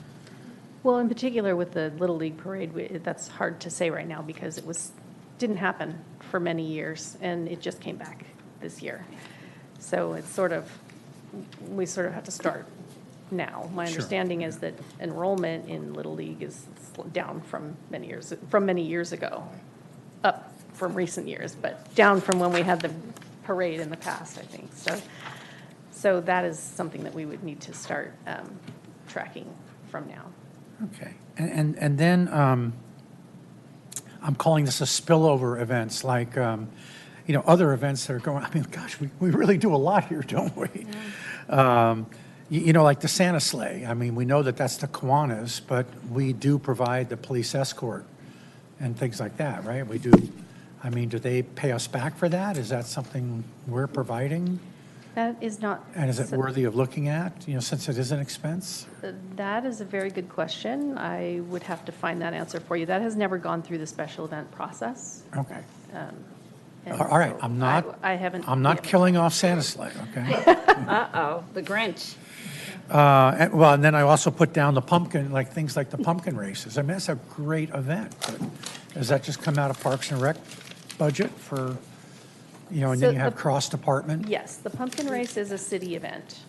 We fund that. That is funded out of the general fund. But thank you for mentioning that, because I'm going to throw this in. Starting with this next, if you approve this program, the Friendship Walk that is on the same day as the pumpkin race and the holiday open house that happens in conjunction with the pier lighting have never been considered outside special events. And so we haven't really tracked those expenses and the support that goes into those events has been absorbed by the city for the most part. And so starting with this next one, we will treat those two events as special events as well. We will be requesting legacy status for them, just to let you know, but that's not tonight. But those will come into the picture. Okay, and then is there anything else we can do? Because I know, all these organizations are going to say, yeah, but we, do such a great thing, and they do. And we bring people to the city. They're eating at the restaurants, they're staying in the hotels, they're doing all these things. Should we sort of like do an economic impact, kind of touch on an economic impact of these events so that that would be an offset to, is that necessary, you think? For us to evaluate, to kind of counter the expenses? We're going to get TOT going up and things? We can work with our Chamber of Commerce, who manages our Placer AI contract, to see if for some of these events they're able to get us any information on the number of visitors historically, to get an idea of what that would look like, but that's what I can think of off the top of my head. Okay. All right, great. Councilmember Lesser. I think Mayor Pro Tem. Oh, I'm sorry. Yeah. So I just wanted to clarify, are we looking for approval at this level, or are we going to lump everything together and ask council for, If the council wants to bifurcate all the decisions, then you have to open for public comment each time and then deliberate and make a decision, and then we can move on to the next topic. But otherwise, we can move on from questions, present the remainder of the items, go to questions again, and then do an all-inclusive public comment at the end. So it's to the council's discretion. I personally think bifurcating, it might be a little bit easier so that we can keep things clear. But Can we see, if I may ask, can we see if there's consensus to bifurcate? oh, that's what I'm asking, if there's consensus. Meaning, is there a consensus amongst us? That's what I mean, yeah. So when you say bifurcate, we're not talking about each individual, you're talking about the No, items just the tonight. process, because right now, it's just to approve the standardized process for evaluating and administrating the legacy events before we move on to, I think the next item is like the holidays. Yeah, I would agree. The different. Sure, yeah. Let's do it. Let's do Okay. that. Yep. Councilmember Lesser. So questions, or actually, I really wanted to provide more direction, because that was the question by the director, even though we haven't heard from the public yet on this item, which we're going to be bifurcating, I guess. But I know for me, having the breakout in the printed staff report on the estimated, the actual costs was helpful, because it shows that we can come up with these estimates, but often they underestimate what the costs are. So I think part of this process going forward should include the estimate, and then just for reference, what at least the past year showed as to what the estimate was and then what the actual was, because there's a pretty considerable difference. It may or may not be relevant, I'm just thinking out loud. Some of these events have sponsors, because the actual full costs of some of these larger events are much higher than the amounts that are shown here, but yet sponsors pick up a portion of those costs. How relevant is that as we look at what our city's costs are to support it? Is that relevant, or maybe that's a separate issue? Probably a separate issue. Yeah. I just throw that out there for. Okay, thank you. But I support what Mayor Pro Tem Tarnay is suggesting. We can bifurcate once we hear from public comment. Okay. So we'll open up the public comments in the chamber.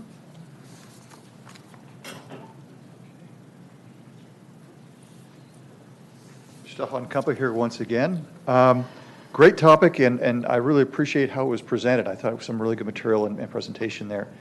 One thing, as I looked at it and I pre-read it, I kind of thought about why are we doing this, and how does it fit in, and what's the right budget? So I think it's good for the city council to take a top-down view. I mean, if we spent $717 and our total expenditure last year as a city was $101 million, that's like 7% of our budget. So I think our residents love these events. It makes our community great.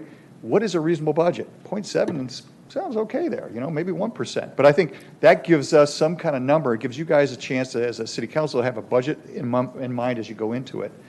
And I think I really like the question on how does this help us? I think this gives you fact-based information to make a decision on how to allocate the funds. What I've seen sometimes in city council over the past X number of years is sometimes it seems like there's emotional decisions being made on the dais. If you have this information, it takes some of that emotion out, gives you some fact-based information to really decide how to go forward. So I think this process is good. I think the criteria is good. I'd love to see some more of the criteria as it goes into it, but I endorse this. I think it's a great idea. Thank you.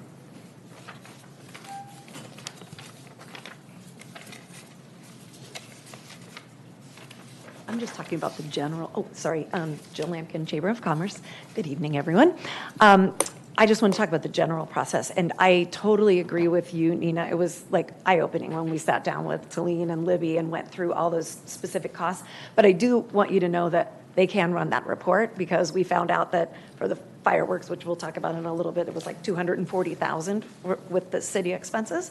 So, and then Joe, I wanted to answer your question, I'm so sorry, about the economic development piece of it. I can certainly pull the information from Placer AI, but that gives me data on attendance and demographics, but not economic impact. So it doesn't tell me how much they spend anywhere or what they're doing during their time that they're here. I just know who they are and where they're from and how long they stay here, if that helps with what you're asking. Right. And how much they spent when they stayed here? No, we do not. We have no way to track that information. Okay. Right. Thank you.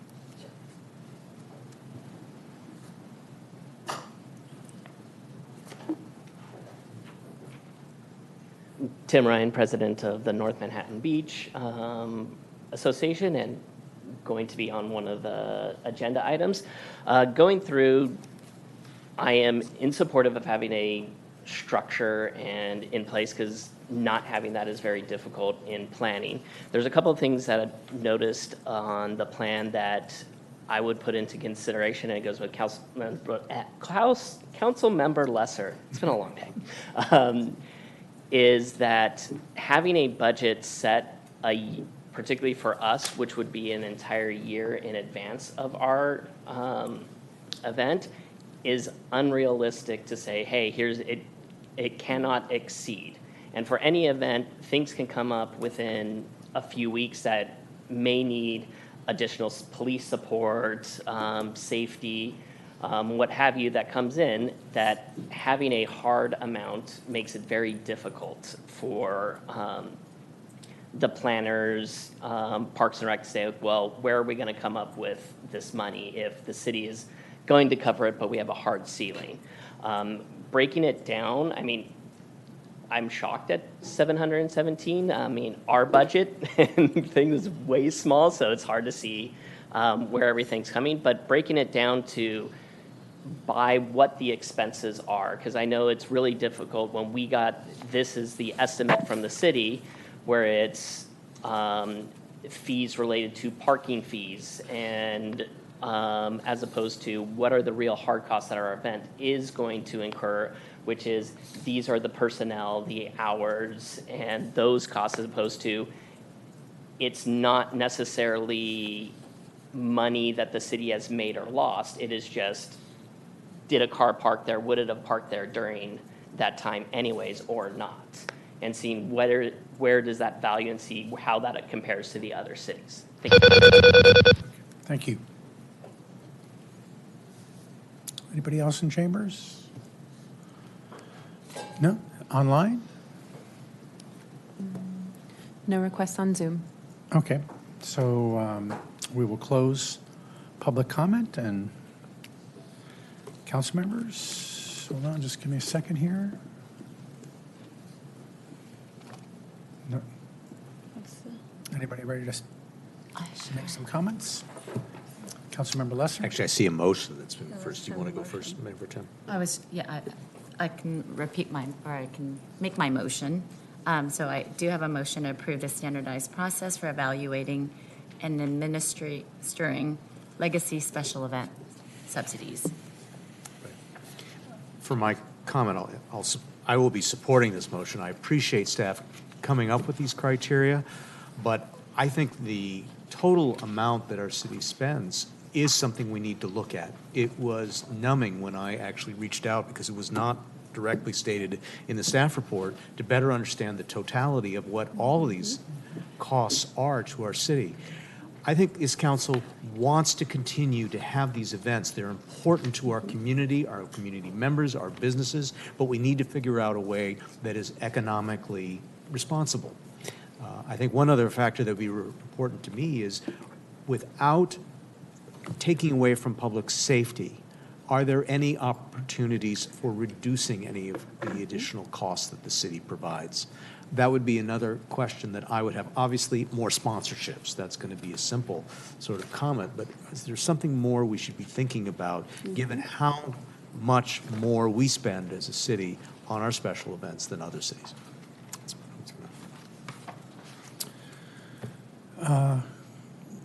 Mayor Pro Tem, did you want to? I spoke already. So. You spoke? Okay. And then, so Councilmember Howorth? Oh, okay, Mr. Mayor. Yeah, I'll wait. Okay, such a gentleman. Yeah, I mean, I'll be supporting the process. I think I really appreciate the criteria and the scoring. I think that's really, really important. And it is fair, because then everybody gets the same sort of process, or, weighting. But I do think it's important for us as a city to be just really transparent, and not so that we can say no. I mean, I don't think that we would be saying no, but the public needs to understand. Again, it's appreciating all that we do to make this so much fun and so great, but understanding what it truly costs is really important. The transparency is hugely important, and I would include, even though I know that understand the difference between a city event, like the pumpkin races, although that wasn't always a city event, right? That was something else. I think we should talk about things like that, and the Santa float again, just so we can say, because sometimes. It's not just police and fire and public works. It's Parks and Rec. It's all these different staff members. So, I want our public to understand what we're providing, and I also echo what Councilmember Lesser said. Perhaps we could look at our staffing requirements, and again, it may have to be event by event that you may not be able to come up with a chart or a graph, or, it may have to go by event, but I think we maybe need to look at that. So. Great, thank you. Like that. So I also am going to support this, because it's really important for these events, but then future events, because some of us have been approached by, residents who go, oh, if we, I'm really passionate about this, and if we could just go ahead and take over Pollywog Park, for a day, or, once a year type of thing, or down at the beach, or, anything like that. But this will give them a guide, a roadmap to get their thoughts together and get their sponsorships together. I'd almost like to see a separate column for sponsorships, to see, if not the actual sponsor, but how much are they actually bringing to the table, with deferring the cost through a sponsorship. I had originally asked, to ask them for information about their own fundraising. But people like to, kind of keep that proprietary, and I can understand that. But it's important so that we can staff and then take a look and say, okay, you're going to be bringing in this much, so you need to ask, this is your ask from the city, and in the city, we're going to be using the police department, fire department, Parks and Rec staff, that type of thing, so we can kind of do some overall planning. So I think it's a great start, and look forward to being involved with it. So thank you. So we do have a motion to accept from Mayor Pro Tem Tarnay, and seconded by Councilmember Sherillian. So if you want to read your, do you I want thought to? I did already, but I'm happy to read it again. You just- My motion is to approve the standardized process for evaluating and administering legacy special event subsidies. Okay, call for the vote.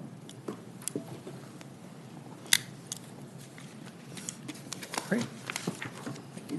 Motion passes 5-0. Okay, so moving on to section L, city council requests. Nope. Well, I'm sorry. The rest of the presentation. Oh, we got more. I'm sorry. Yeah, that's right. I'm not that anxious. I got like a it. record I'm trying to establish here. Okay, so the second part. Let me get to my right things. Okay. All right. Thank you. I'll now move on to the second item, the North Manhattan Beach Holiday Stroll. This slide provides some important context regarding how the city's support for this event has changed with the Highland Avenue closure. In 2024, before the street closure, the value of city support was approximately $5,700. In 2025, with the pilot street closure, that increased to approximately $57,700, including city services and third-party expenses.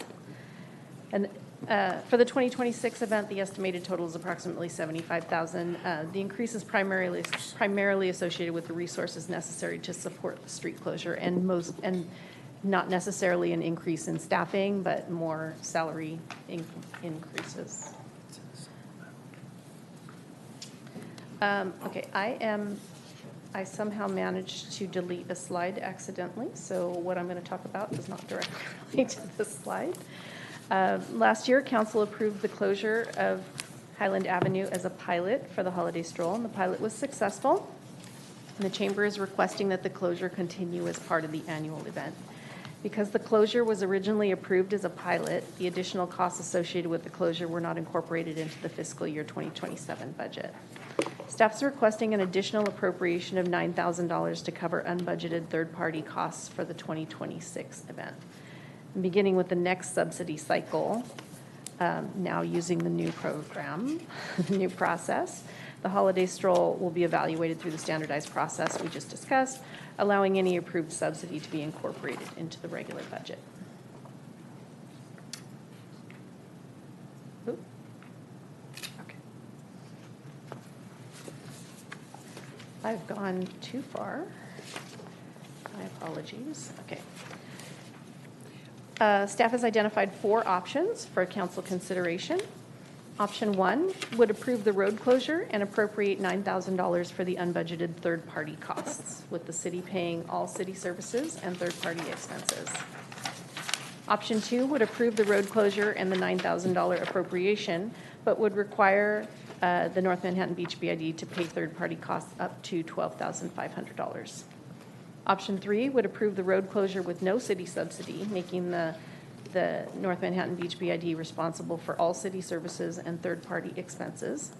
And option 4 would not approve the road closure, in which case no additional appropriation would be necessary.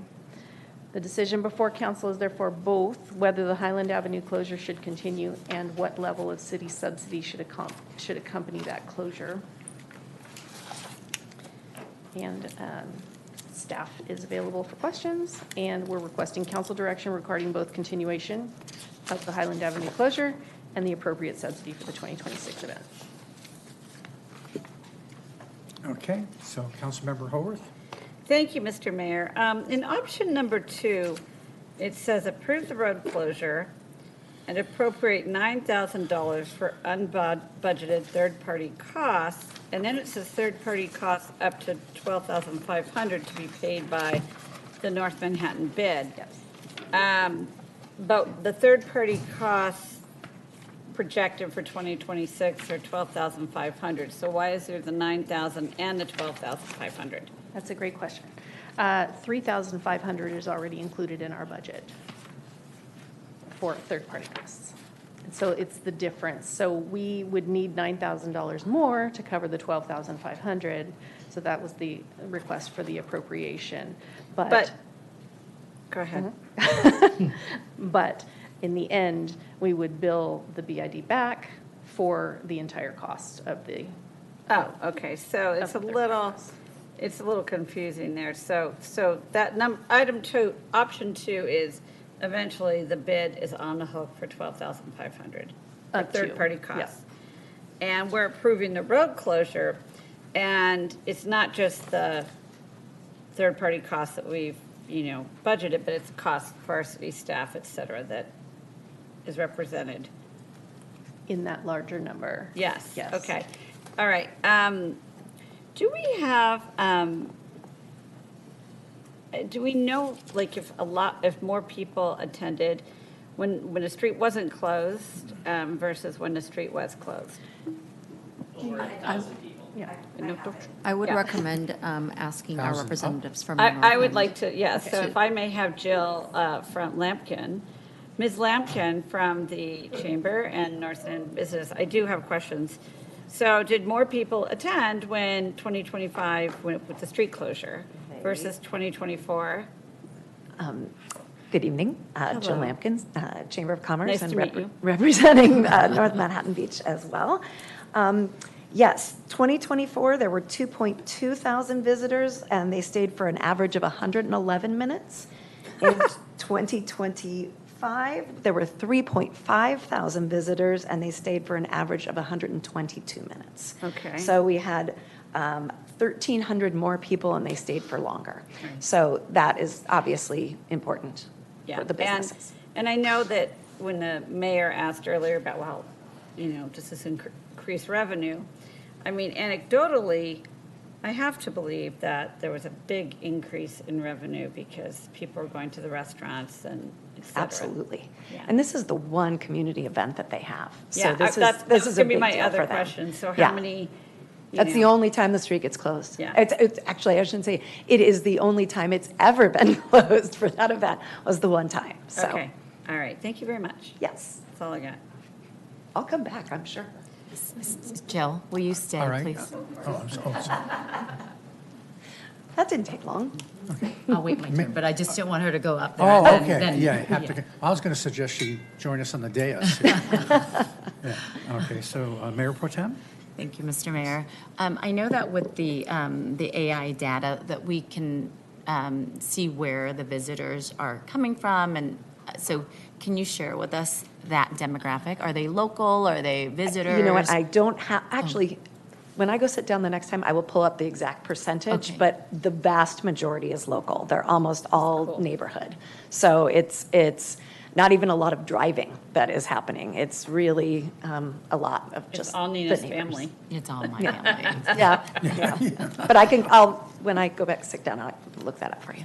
And then as a representative for the North End, were there complaints about the event, or were there any issues with the event at all? We had one issue very early on. Lieutenant Benjamin and I discussed it because it was, there were so many people walking from the El Porto side down to where the street was closed, that there were people having a hard time turning right on Rosecrans. And so she had someone go down and change the timing of the lights, and that was the biggest issue that we had, was just too many pedestrians, which is a pretty good problem to have. Great, thank you.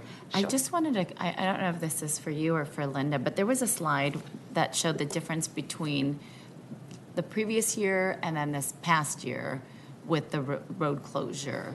Slide of the 16. streets. Okay, of course, I could view my presentation as well. I have a question about that one, too. Okay, so the increase with the, because I know the 2025 number, it says with street closure, but it wasn't, oh no, I'm sorry, I'm looking at 2024, with no street closure. And so 2025, we had 45,000, and then with 2026, we're expecting a $14,000 jump, right, in the budget for that. Can you share with us on what accounts for that increase? That is changing the fully burdened rate to the current fully burdened rate from the previous one. From those 2 years? Okay. We did not, there's no, there may have been one officer added to that, to the previous year. And But for the that's- most part, it's the salary Okay. increases. And then does that include, because I understand they're there was the projected cost and the actual cost.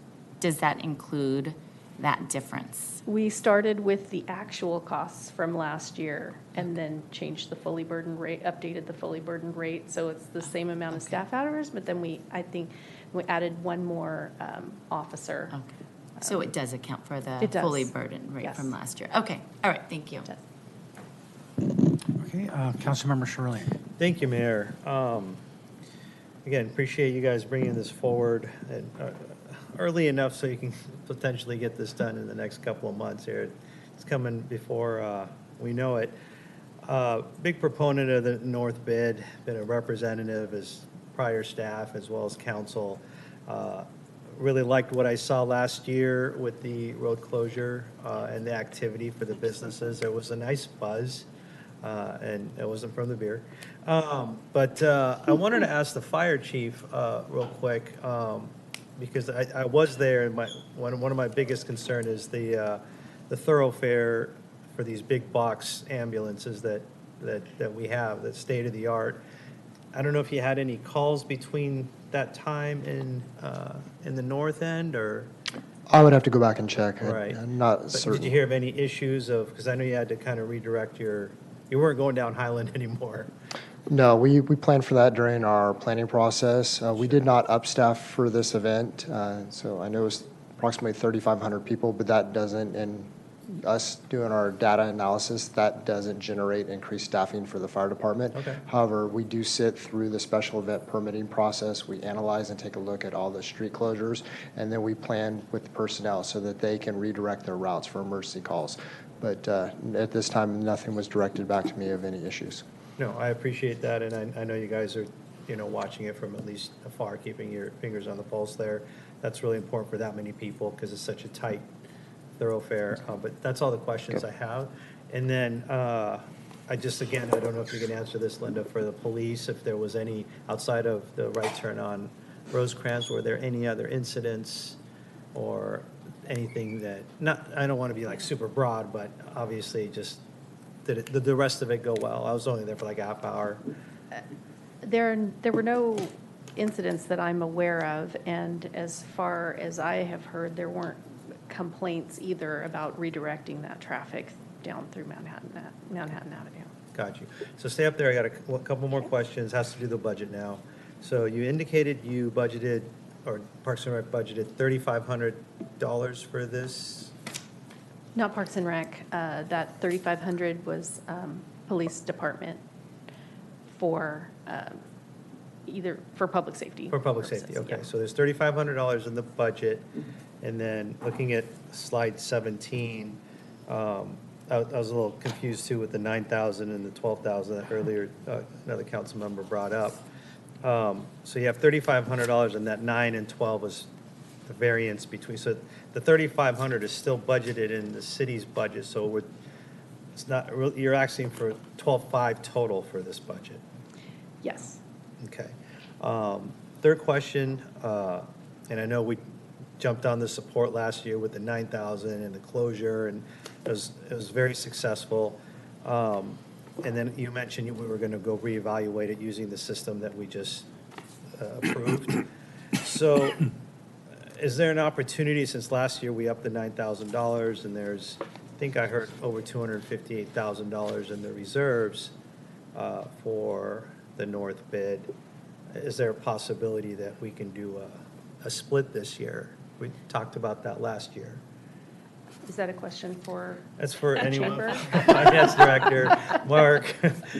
But my point being is there, those are reserves, and I asked earlier what those reserves, would be utilized for, and I think therefore opportunities such as this to be able to tap into, those are specific funded for North Manhattan Beach District.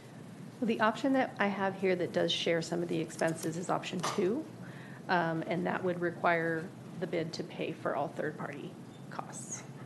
Right, and I'm supporting like the process here, and I want to support a North bid and give some funds, but I'm looking for an opportunity to help us, because I'm being fiscally observant here. just trying to see if there's a way, like, help me help you. It's like, I want to throw in some money, but is there an opportunity to utilize their own funds that are specifically for the North Manhattan, their collected assessments from years past for these type of things going forward? In the budget that you approved for us, we allocated $25,000 of our budget for this year specifically for supporting of the holiday stroll. So we are allocating the vast majority of our annual budget to, or the biggest chunk of our, single chunk of our budget is to support the holiday stroll.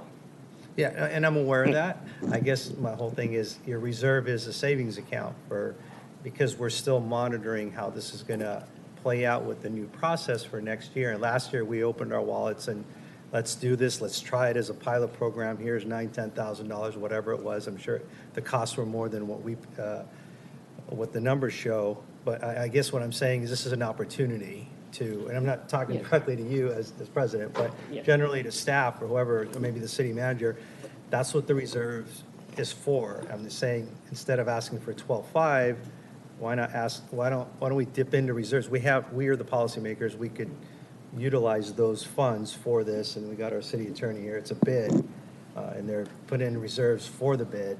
So I guess my question To cover the staff and city value? All of it, yeah. Okay, I see what you're saying. I think there was some confusion. I got it, okay. So I want to talk about that a little bit. The first thing is the budget that the bid gave to the association is mostly for marketing purposes.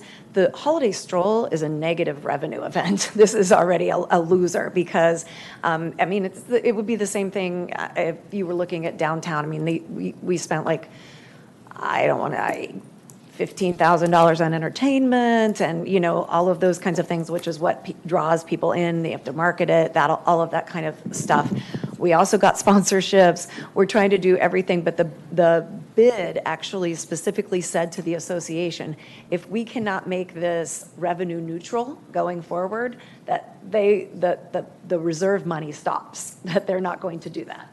So this event is already in the red, and what we're trying to do with it is kind of what has been created for downtown with the holiday open house, where it's like this big thing that everybody knows about it and they come and eventually it will, hopefully the bid will be self-sustaining annually, but they only bring in 25, I think was what Libby's most recent estimate was, $25,000 a year. And if we're taking 15 of that, we'll never make this event sustainable at this point. And so part of all of this that's sort of confusing to me is why I'm happy that we're looking at this whole process, because when we came in July and we asked for the closure of the streets, and what the staff report and you guys approved was $10,216 in third-party expenses. And that's what we budgeted for, was for that amount. And then the first bill that I got was for $27,779, which included all kinds of things that weren't in there. That weren't intended. They were city staff, parking meters, which were bagged at that point. So I don't know why we even got that. But then they were like, oh, we need to revise that. And then it came back at $12,246.17, which is still different than the $10,600 that we were. So, the best that we can do is budget for what we're asked. And when we were asked for the $10,216, we budgeted for that as a part of the loss that we were going to do on that. This is, in terms of relative expenses for other events, this one is not that much, and it is the only one that happens in North Manhattan Beach. And I would just ask you, like I said, we're going out and finding sponsorships. If we could make it, if there's a way to make it a co-sponsored city event, the way that the downtown holiday open house is, so that extra $10,200 gets covered for us and it's not a loss, that would be really outstanding because it's so important to these businesses. And I know you guys are getting peppered with a bunch of emails from residents in that area as well, because they're all saying, hey, this is the one thing that we have, and, downtown gets to do a lot of fun stuff, and if we can do something to support the businesses on that end of town, I really appreciate it. Yeah, and I don't think, this, and I speak for myself, but I feel like colleagues, I think we're all supportive down at North End. We want North End to thrive. We want the business. We want you to have this one street closure. I guess for me, being on the fiscal side and the conservative side is like, and I know this is a loser. There's no way you're making enough assessment coverage. But, for example, like during our budget process, we had to dig deep into our reserves to take care of some one-time items, almost in the tune of $10 million. We dug into our savings to do that. And that's what the reserves are for. So my question is if we were to, I guess maybe it's a finance director question, I see Libby there. She's got her laptop open, that means she's got answers, so. So I guess my point is that we're already digging in 90,000 into the reserves, which puts us 60,000 over what we're bringing in this year. And the methodology behind that is we are working really hard on getting businesses to participate and working on marketing and all of those things. And it's like, Understood. Okay, Enough. thank you. Thank you. Thank you, Libby Bretthauer, Finance Director. So trying to think back to what your question was. A lot of time has passed since you asked the original question, but I believe what you are asking is that the process, if the bid was willing to contribute more funds from the funds that we're holding in reserve for them, so that would need to go back to an agendized bid meeting for them to discuss, because the meeting that was held in July that I mentioned, the previous renewal item or the public hearing, they reviewed the proposed activity plan and budget that was proposed by the association, and the bid advisory board approved that, and that is then what you approved earlier tonight. So I believe if we were to allocate any more funds, we would need to schedule a bid advisory board meeting, have them approve the use of the funds, and then we would come back to city council to have you approve the budget appropriation. So there is definitely a process to it. But as I noted in my previous item too, we're already planning on having another bid advisory board meeting in the next probably 2 months to discuss the election. So we could certainly bring this back as another item for discussion then to see if they are willing to entertain any additional funds from the reserves. No, I appreciate it. That's all I have. Thank you. Okay. Councilmember Libby, could I have you address the last slide, slide 16? Because I'm confused on costs. What has been allocated in our current fiscal year 2026, 2027 budget for the North End Holiday Stroll this coming December at this point? I have to look that up. And I'm sorry, if this is a Linda question, I'm happy to ask Linda I think directly. she has it at her fingertips. Great, thank you.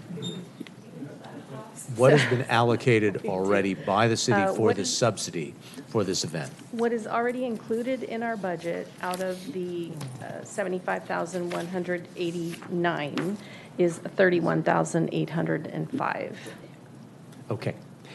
So in our staff report, in the presentation, there's a reference to a need for an additional 9,000 and/or an additional 12,500.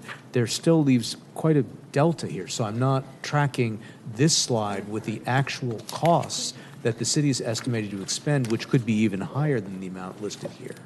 So the difference is staffing, and there is a difference in the way it's estimated and the way it's valued, which is, when I'm pulling costs out of the budget, I'm pulling staff hours as they're budgeted for salary. Those are not fully burdened rates. And so there's, sometimes it's not apples to apples, so that's why I was calling it the value of city services.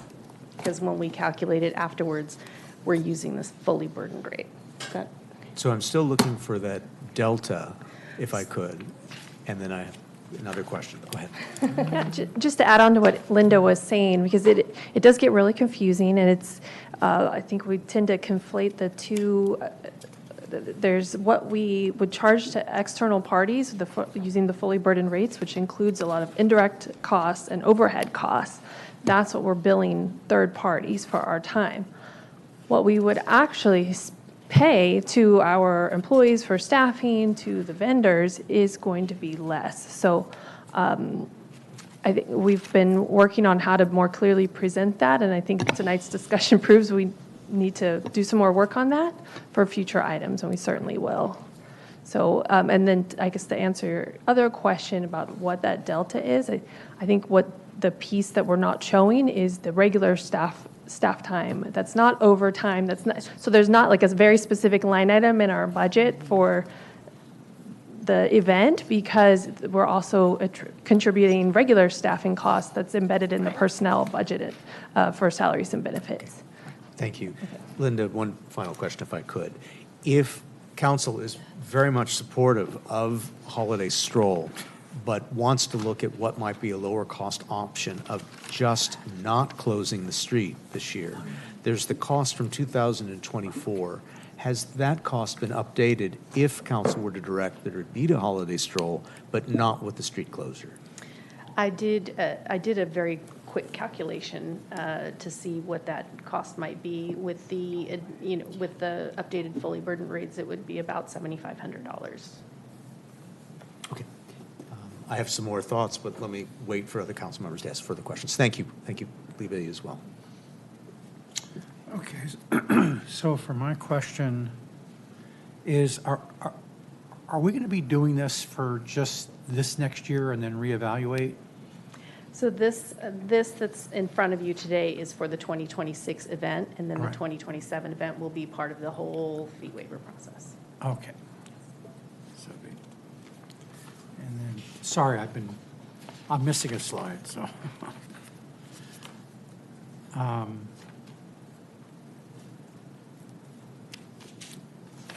Yeah, that's it for now. I just wanted to make sure that it wasn't going to be going on without taking another look at it, future years.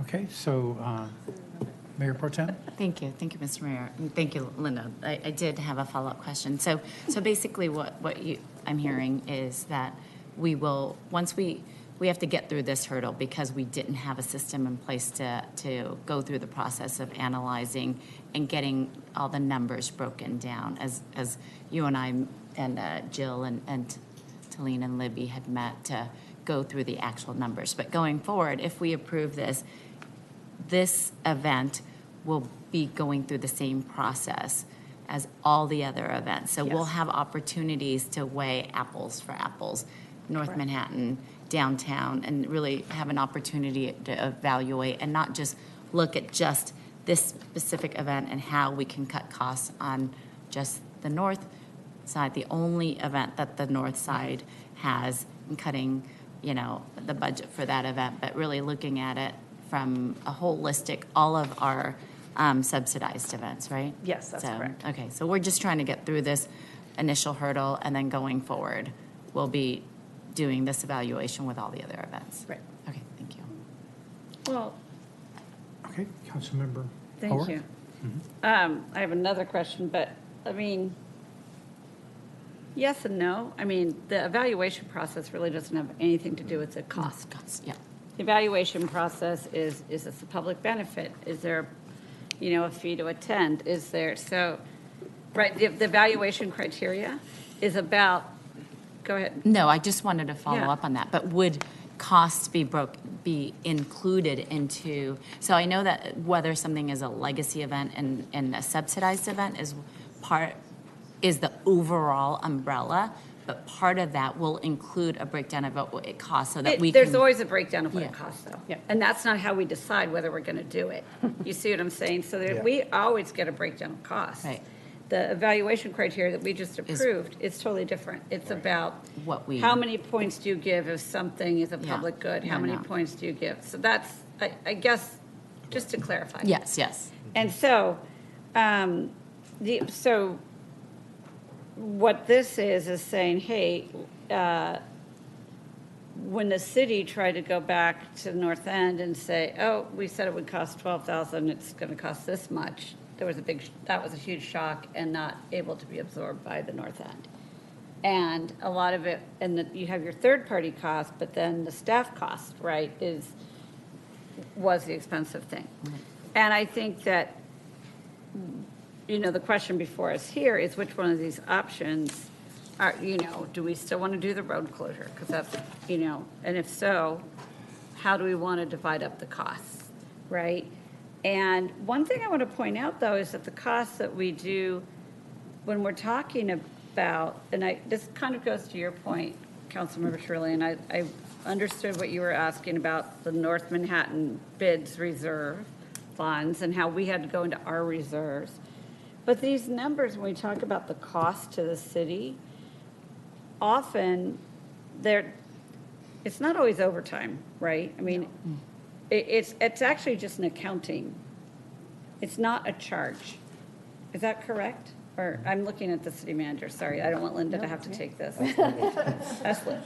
It is an accounting, as Linda mentioned earlier in her presentation. For a lot of these events, the city takes on that cost, or as it's accounted for. Right. So just understand that we're not saying you should have to pay unless you are, and that's okay too. Like, we could discuss that, but sometimes, I mean, we do have police on duty, and we're allocating them in this area. So this is just budgeting. This is what it costs us, but we're not charging you this much, correct? And again, I'm looking at somebody. I'm looking over here. Correct. Okay. So just but the third-party costs are additional costs that we incur, that we would not incur if that event wasn't happening. So for this, we're not talking about any criteria. We're talking about how we're going to handle the costs and what the event will be. To clarify, the things that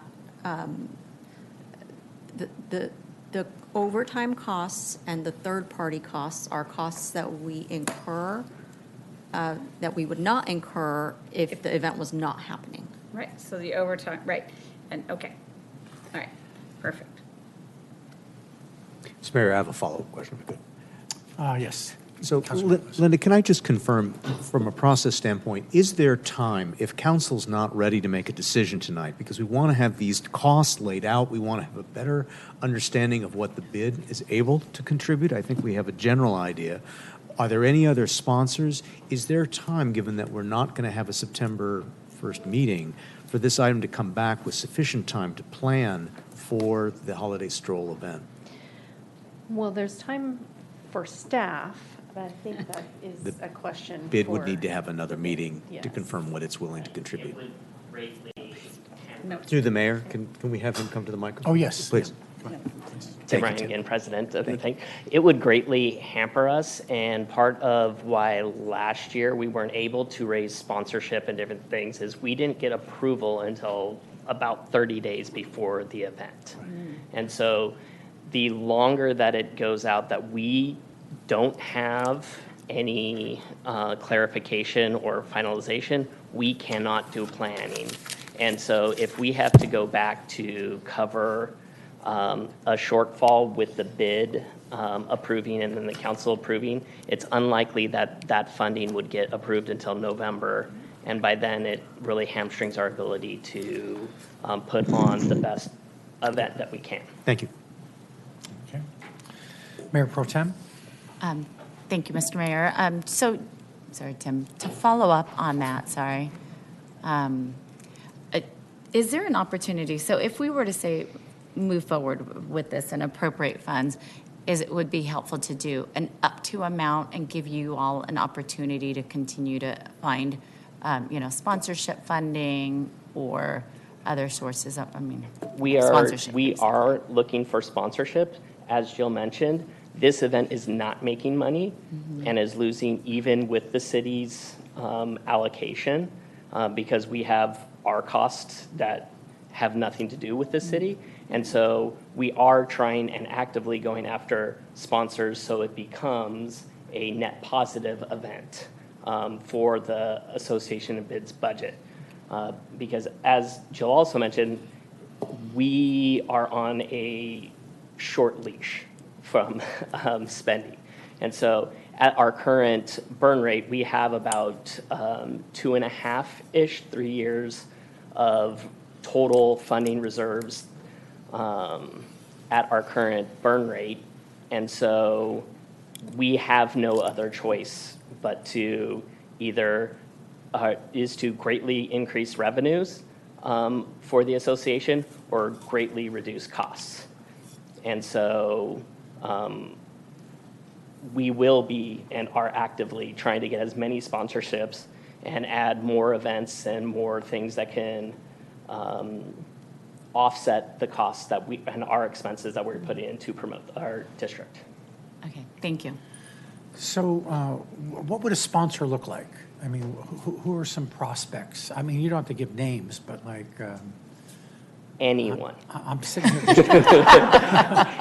I am perfectly fine walking around like a NASCAR driver. Okay, all right.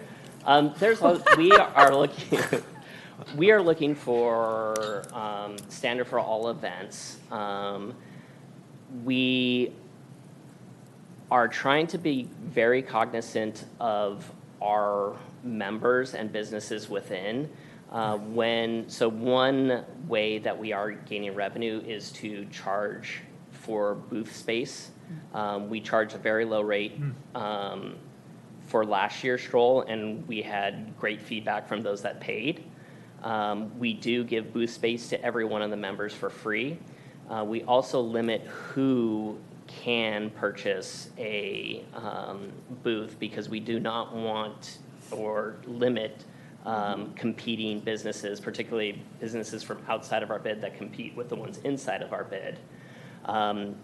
We have a whole sponsored deck of different levels, different types of sponsors.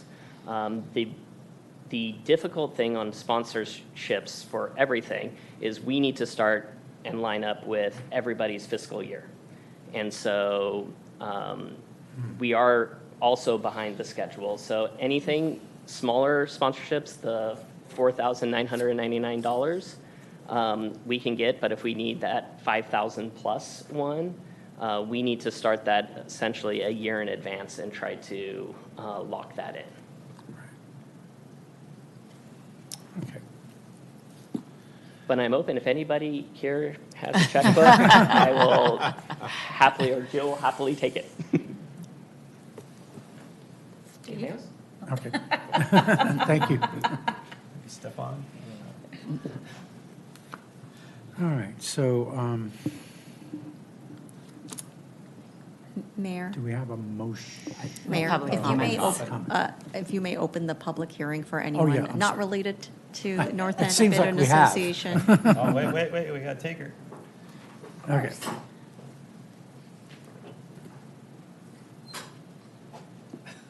Could we go back to that cost slide? I'm still confused on how much money is being requested to be given here. It's just not clear to me. It doesn't have to be an exact number. Are we talking 60,000? Are we talking 30,000?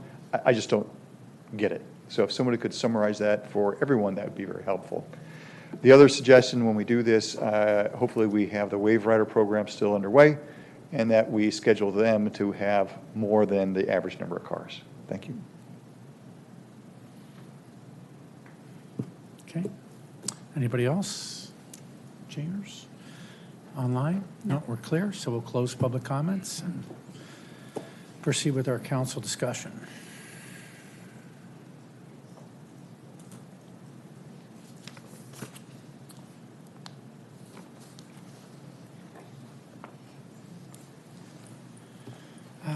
Mayor Pro Tem. Thank you, Mr. Mayor. I just wanted to open this up. I live on the north side of town, and I attended last year's event. I've attended many of the previous year's events, and hands down, it was a hugely popular and successful event for the north, the residents in the North End. As Jill pointed out, we don't have anything like that on the north side of town, and many of our businesses feel very neglected because all the events and the discussions tend to center center on the businesses in downtown Manhattan Beach. So, as far as like building on an event. This is a great opportunity for us. I know it was a pilot program last year, and it did prove to be very successful. And I hope that we can continue to allow it to grow so that at some point it can hopefully self-sustain. But at this point, we see the challenge of figuring out what the projected costs will be, and then because it's the first year that we're doing this, what the actual costs are. So I think from a planning standpoint, we have to anticipate that there will be times when we're off the mark, and that we should do what we can to ensure that this event can continue on and continue to build and continue to thrive. So I will, I'd love to hear from my council colleagues, but I think it's a great event, and I will be supporting it on some level. Okay, Councilmember Howorth. Thank you, Mr. Mayor. And a couple of my colleagues represented that, maybe they live in the North End, or they've been the North End, Manhattan Beach, council representative. And I currently am the North Manhattan council representative. And it's been so wonderful, and I'm so grateful that I was appointed to that position, Mr. Mayor, because it's been a long time since I've had that position. I think back when I was a baby, I was on, and it was you were probably, Steve, the staffer, and it was a very different organization. I mean, I don't know if it's Jill, I don't know if it's Tim, I don't know, but I'll tell you what, this organization is really upping its game, trying to really professionalize and make the best of what they can. And what I've come to understand, first of all, just understanding the variety and beauty of the different small businesses in North Manhattan has been so fun. But also, it was represented earlier tonight, when we do the pier lighting, that's when downtown gets to do their holiday open house. It's considered a city event, basically. So they get all the benefit of that excitement and energy and people coming into their stores without having to go through this process. And it is sort of an unfair advantage. It's such a much smaller event in the North End that, and yet for them to support it all would not be tenable for them. And, this is an opportunity to help maybe level up the playing field a little bit for them. I mean, they do feel neglected. And, I was at, and I don't mean that in a victim kind of way. I mean, they are working hard to help their area and beautify their area. And I think we all know that. I was going to say something so profound. I really was. No, but they really, this event means so much to them. You also have the Downtown Manhattan Beach Association that has the farmers market, right? And that's how they make money to fund their organization and put on events. The North End has nothing like that. So I really hope that we can find a way to support this. The parking lot, this is what I was going to mention. So we had, a couple years ago, parking lot 3, was finally closed, condemned, and we had a crisis where we had to close it, demolish it, resurface it, right? Well, look at parking lot 4 up in the North End. The reason I bring it up is they see all these things happening in downtown.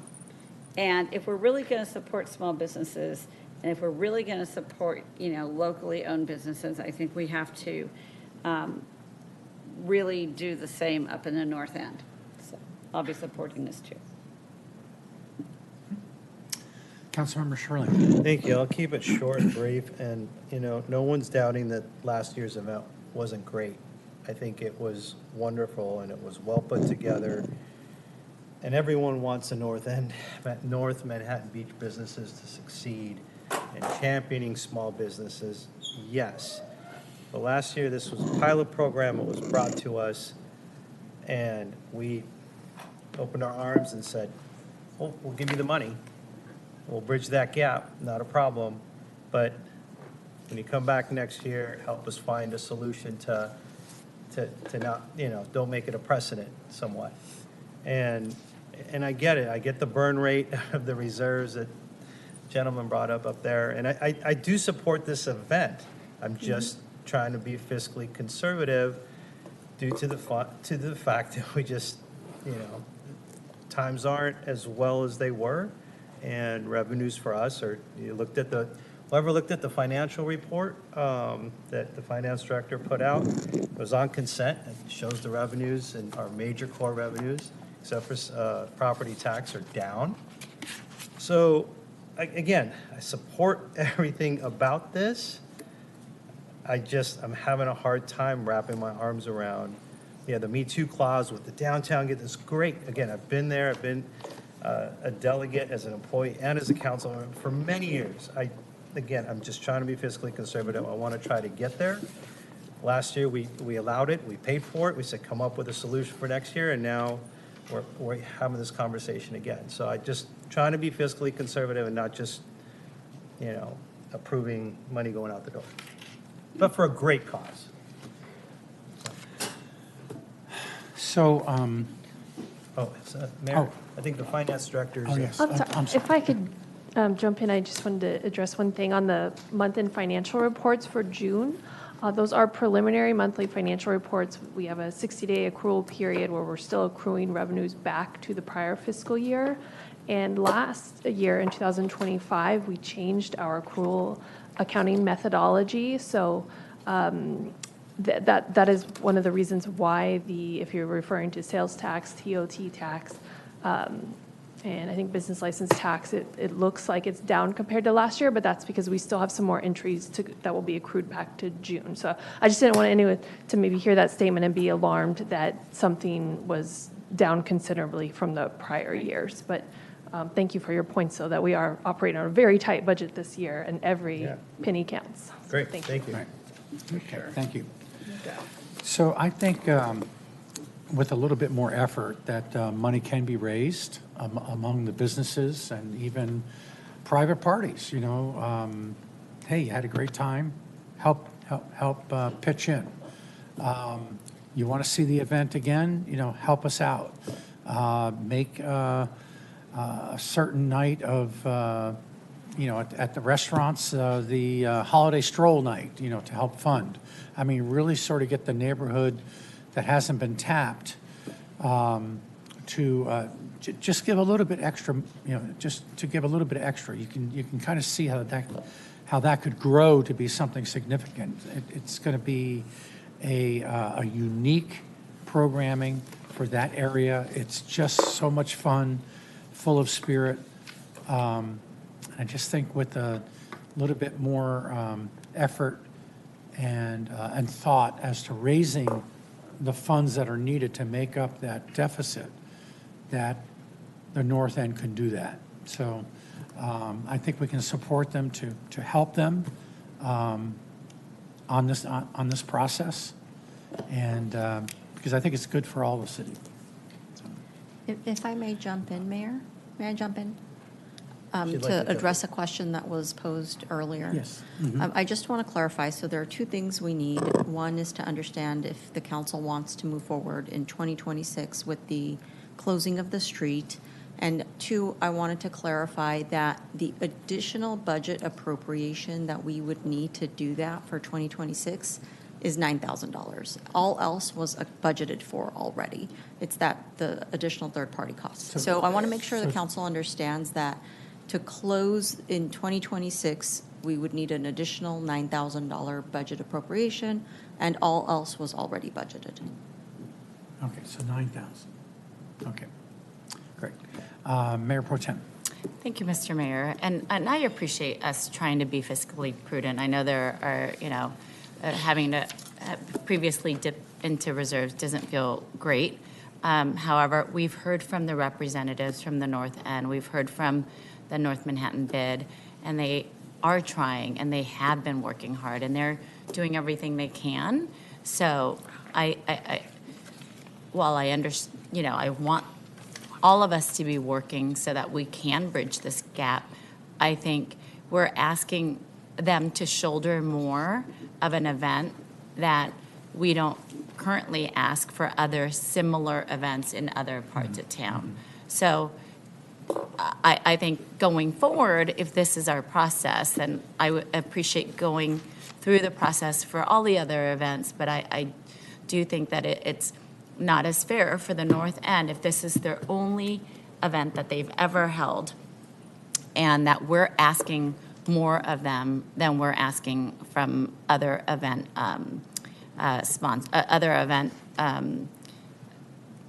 other event groups. So, I implore that all of you consider that. And as Jill pointed out, this is an event that Councilmember Howorth pointed out, this is not unlike the downtown open house. So the city sponsors that, and so maybe in the future this could be something that the city, partially sponsors, and that we can treat the two events in a similar fashion. Thank you. Okay. Councilmember Lesser? Madam City Manager, I'm not following the numbers here. I'm sorry. I know I'm sort of belaboring this. The staff report indicates that we only need to allocate $9,000, but I thought what was budgeted, what Ms. Robb said earlier, was $31,805. Is that right? That was the amount that was budgeted previously?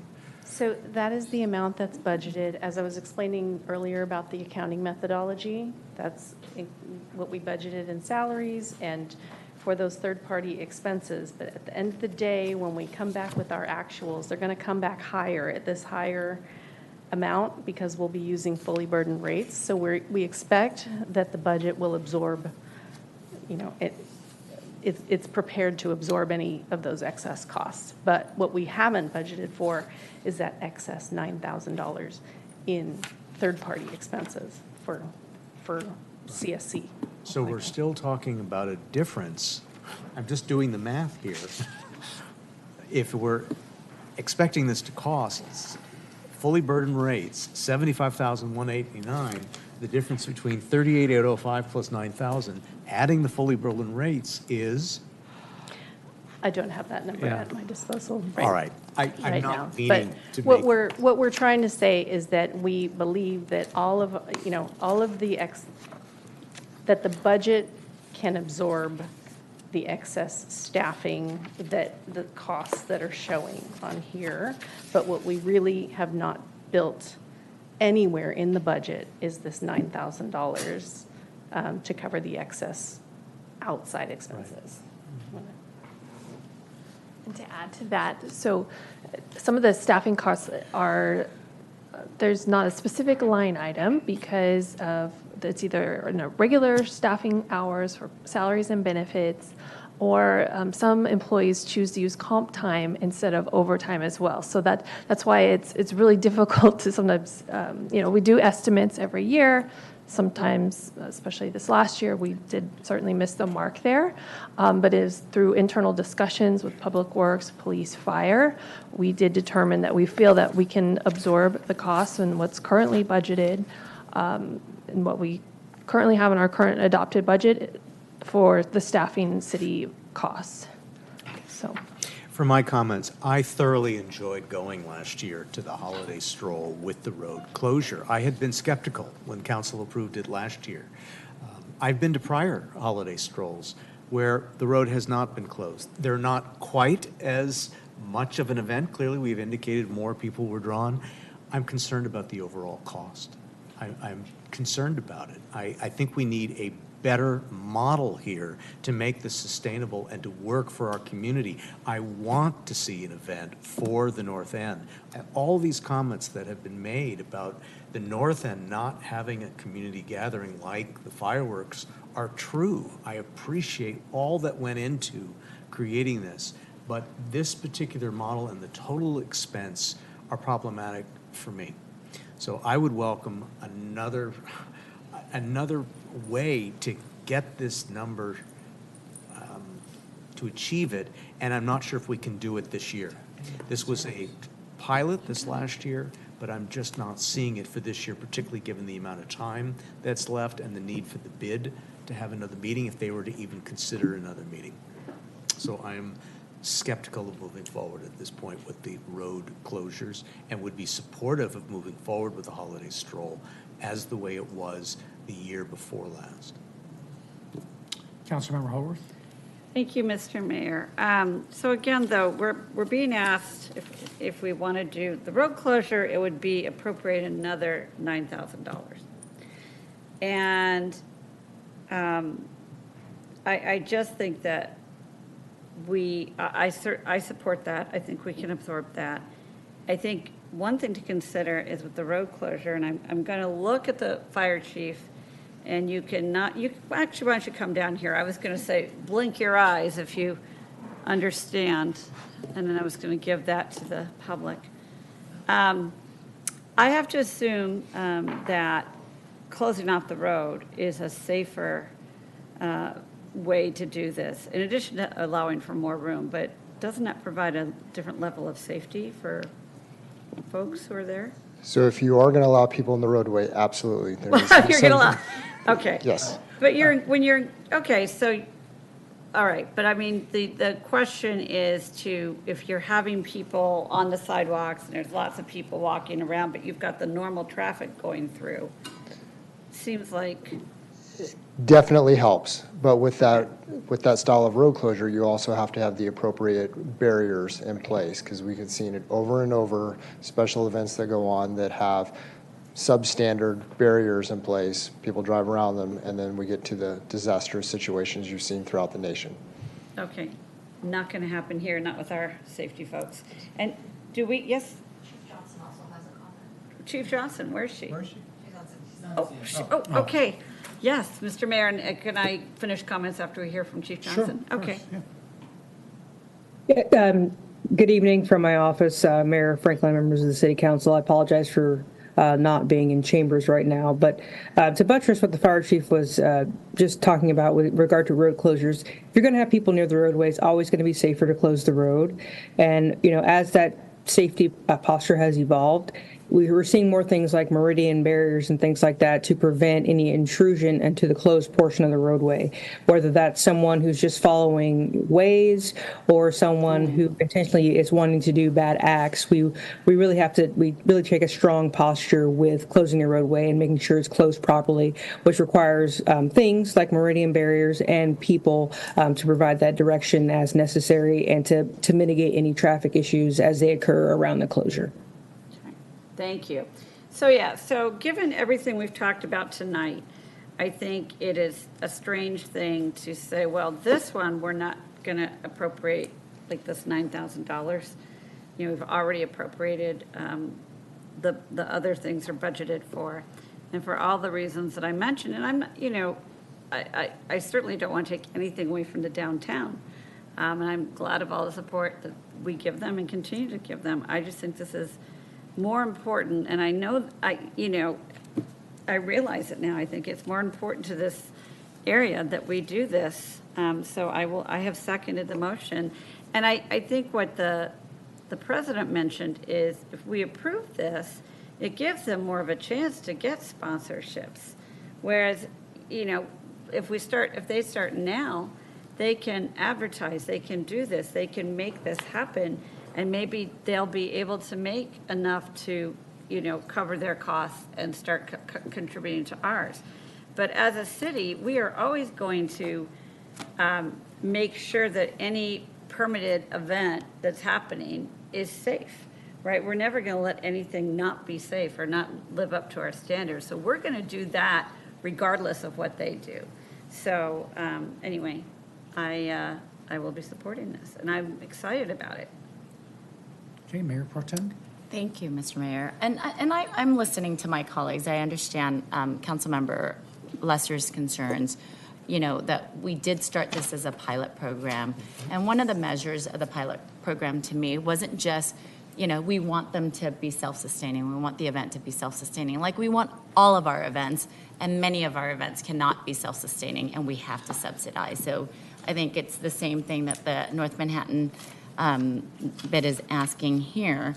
The measure of success that was hugely successful that I saw was that there was huge community participation, people who lived in the area who were able to walk down, who didn't have to drive down. And as someone who has attended many years these events in the past with kids in strollers and with young kids, I can tell you, there were years where I have some kids who weren't as good listeners as other of my kids who I couldn't take down there because there were, yes. Oh, sorry. He's listening. Good thing he's not listening today. But so we couldn't go when he hit a certain year because he didn't want to hold my hand. He wouldn't sit in the stroller, and he wanted to be walking.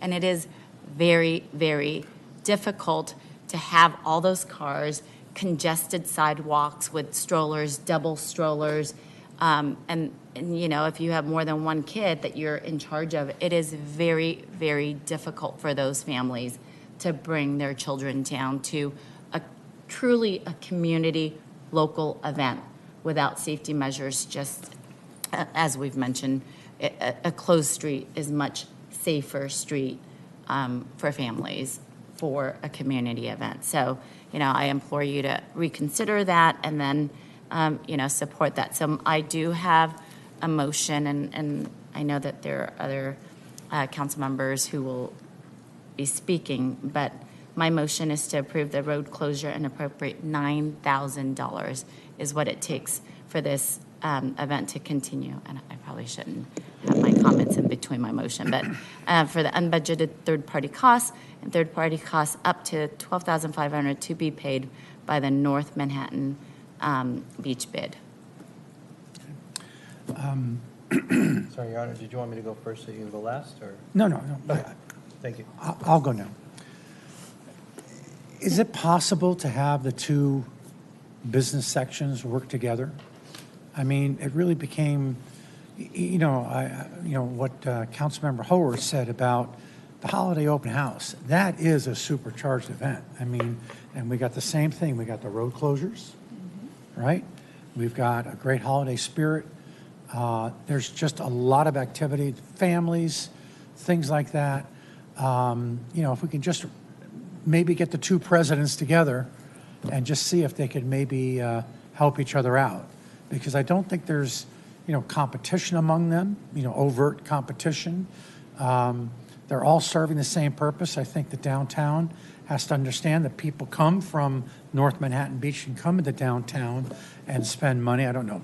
I'm not going to say, can we track it?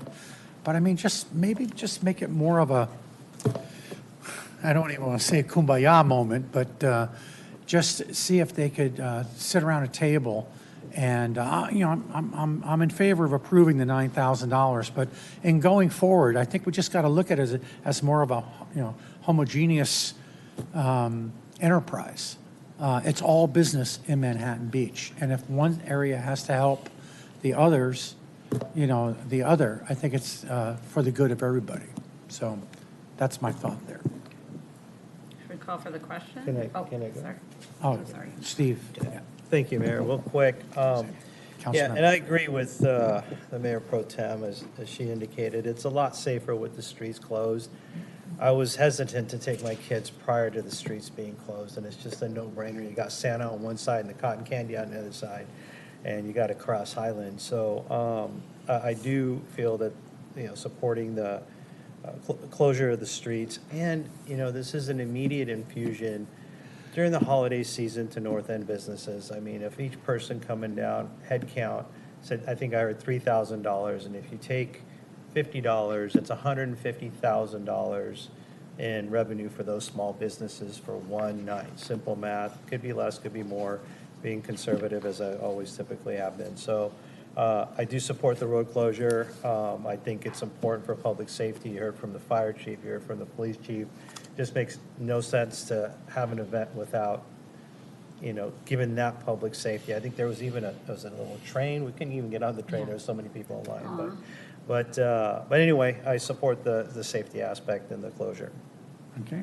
Councilmember Lesser? I'm trying to get to yes. Fiscally, I'm skeptical. I have huge problems. I'm looking back at now what was the last item we considered in bifurcating this whole larger question of subsidies. One of the evaluation criteria is community benefit. We have to put some numbers to that, though, and that's what we're doing here with, I'm hearing the comments about public safety. I'm just troubled by the overall number, but I'm also hearing that it takes 9,000 more. I will be off council, but I would encourage those that follow to really be realistic about our overall spend on these types of programs.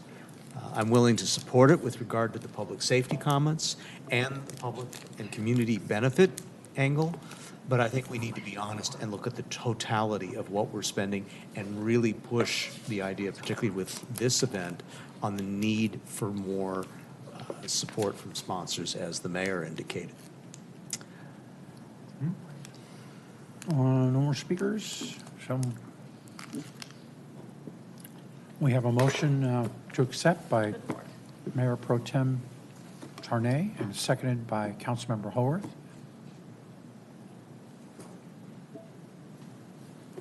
To approve and appropriate the $9,000. Yes, that's my motion. Keep looking for sponsors. I think we can all help. Motion passes 5-0. Yeah, that's smart. Okay. Now that I got the right slides, now we're, Okay, One more. moving on to the yes. third. Okay. One more presentation. Right. Okay, your final decision, I think, for the night concerns the holiday fireworks. The Chamber of Commerce has assumed responsibility for organizing this event, and we appreciate their willingness to take on this long-standing community tradition. The request before council from the Chamber is for the city to subsidize all city service expenses and all third-party costs ordered by the city. For 2026, the estimated value of city staff and services is approximately $187,000. Third-party public safety expenses are estimated at approximately $73,000, with another about $8,000 in other third-party expenses. And those other third-party expenses are things like bicycle fencing and porta potties. The Chamber's direct event production expenses are approximately $180,000, bringing the estimated total cost of producing and supporting the event to approximately $439,000. I think it's important to distinguish between those amounts. The Chamber is responsible for the $180,000 in event production expenses. The question before council tonight is how much of the city services and third-party expenses associated with supporting the event should be subsidized by the city.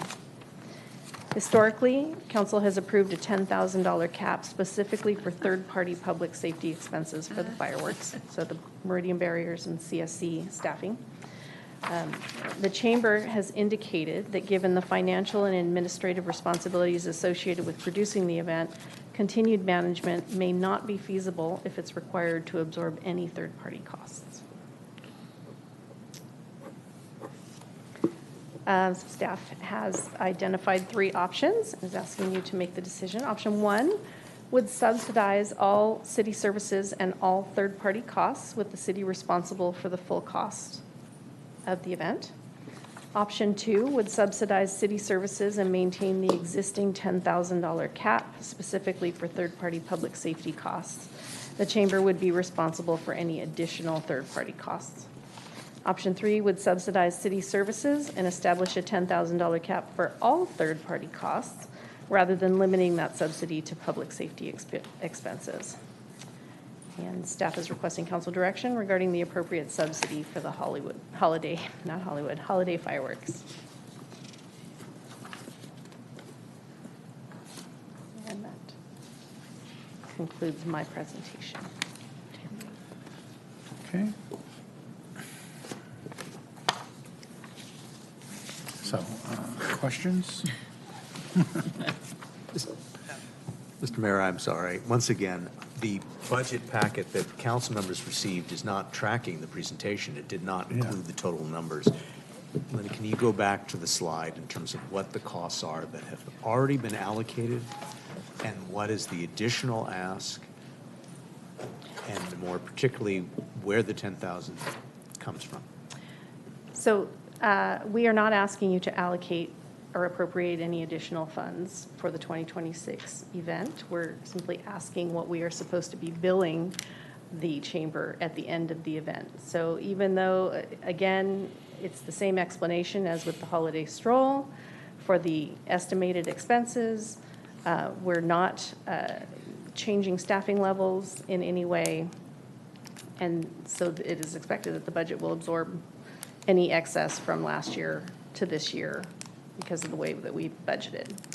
So we've already put in our budget all of the third-party expenses to pay the third-party expenses. The question is whether we're going to bill anything back to the chamber of those third-party expenses. So we can do 10,000 total or 10,000 plus other third-party expenses is the question for you right now. Or none. And what is the staff expectation of the chamber, which is helping to sponsor the event? Because my understanding is these third-party expenses were previously held by or underwritten by the prior promoter of the event? So, or no? Help me understand. Yes. So a few years back, when Pete Moffitt was organizing the event, he had this sort of side agreement with a sponsor, and the sponsor would send us money, and we would cover those other third-party expenses with that money. But then, unfortunately, he passed away, and that responsibility went to his son, who was then, we were so appreciative, still organizing the event and doing his best, but that agreement kind of slipped through the cracks. And so now, according to the special events policy, with all third-party expenses being the responsibility of the organizer, we had, City Council did approve a $10,000 cap, but that was only for public safety expenses. And while you could argue that bicycle fencing and porta potties would be for the public safety, they're not what was originally intended in that cap. Thank you. Okay, Councilmember Howorth. I mean, it's clear as mud, and that's okay. So, again, I'm just trying to get us to be really, really transparent, right? So it's a total cost of the event, no matter who's paying for it, to this amazing event that we all love. Total cost, $439,107. Yes. Okay, so that is above and beyond, that's not what's not covered by sponsorship. That is the total cost to do it. I was given the $180,000 number by the chamber. Right. That's what they were required to cover last year in order to make the event happen. Okay, so 180 plus 259, 107 equals 439, 107. Okay, so one of the options is to just approve a subsidy, meaning we would absorb the $259,000. Correct. And you're saying that's already budgeted? We do staff, because this is a known event, we do budget for the staffing for this event. We also Right. budget for the third-party expenses because we know it's coming. Got it. Okay, so again, okay, that's important. It's important just, if people are watching at home, that we are not needing to, this is not a budget adjustment. No, that we're making. It is a philosophical discussion. Okay. All right, thank you. So I have a question. We appreciate the promoter in the past because they made it what this, what this event is. I mean, it's a regional attraction. We know it because what's the attendance? 50,000 plus? 40? 20? Oh, she says 20,000. How many? 20,000? I thought it was 20,000? more in the past. I had been told up to 40 in some years, but according to Placer, it was 20,000 Okay, last year. so, so the promoter was responsible for getting sponsors that paid for these expenses. Correct. The promoter's no longer involved, and so that leaves a gap of trying to get sponsors to pay these expenses. Well, that's what the chamber has taken over. That's what- That's what the chamber has taken over. Yeah, That part okay. of it. But the chamber needs to find those same sponsors, right? Yes. No, I'm seeing. So what is the chamber taking? This is sounding much more complicated than it actually is. So, Okay, all right. good news on this one, because I actually think this one will be easier. There seems to have been some confusion about this one line item, and it's the $8,164 it's bicycle fencing that goes up and down Manhattan Beach Boulevard that it separates people from when an emergency vehicle has to go there. I was told that at one point Chevron paid for that, and I went back to Chevron, and we've never paid for that, so I don't know why that was. It was not in the budget that I received from the Moffats, so it's sort of this mysterious $8,164. I'm raising the $180,000 to, make this show happen. All I'm asking for is the $8,164. That's the bicycle fencing. The $10,000 I didn't budget for last year. I would love it if you could cover that, because that wasn't in Pete's budget for me to cover, so I didn't have that. And I would end up losing money on the fireworks at this point. But, I will have to find another $10,000 this year. I understand that in sponsorships. But I appreciate that you guys are saying go out and get sponsorships. If you know how hard it was to come up with $180,000 worth of sponsorships, it's not an easy thing, and everybody is going. In fact, like, we started it this week, and I have already had multiple saying, I'm pulling back on my sponsorship from last year. And I'm like, great, that means I got to find more. So, this is one of those events that when I say to somebody that the chamber is producing the event, they're like, I thought that was a city event. And I'm like, yeah, I know. Everyone thinks so.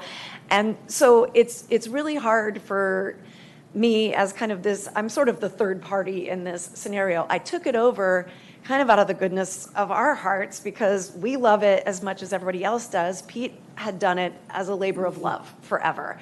He didn't make any money off of it because he did it. Well, Tom took it over as his son and was like, I can't do this because I can't, he was making like $7,000 on the event. And he's like, it takes 6 months to produce it. Right. So he's like, it just doesn't make sense for me to do it.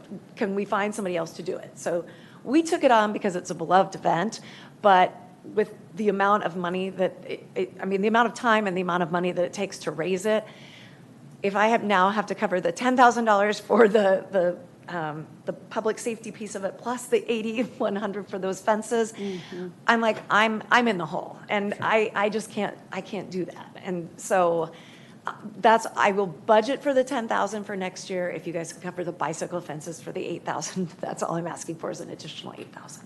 So can I ask a question, Yes, please? of course. Is there an option to scale it down? It's quite a show. I'm going to be the boomer in the room. We just took our kids down there and, we sang, there's one guitarist, what was his name, John Brown or something, that was on the stage, and we sang Christmas carols. And then the fireworks went off.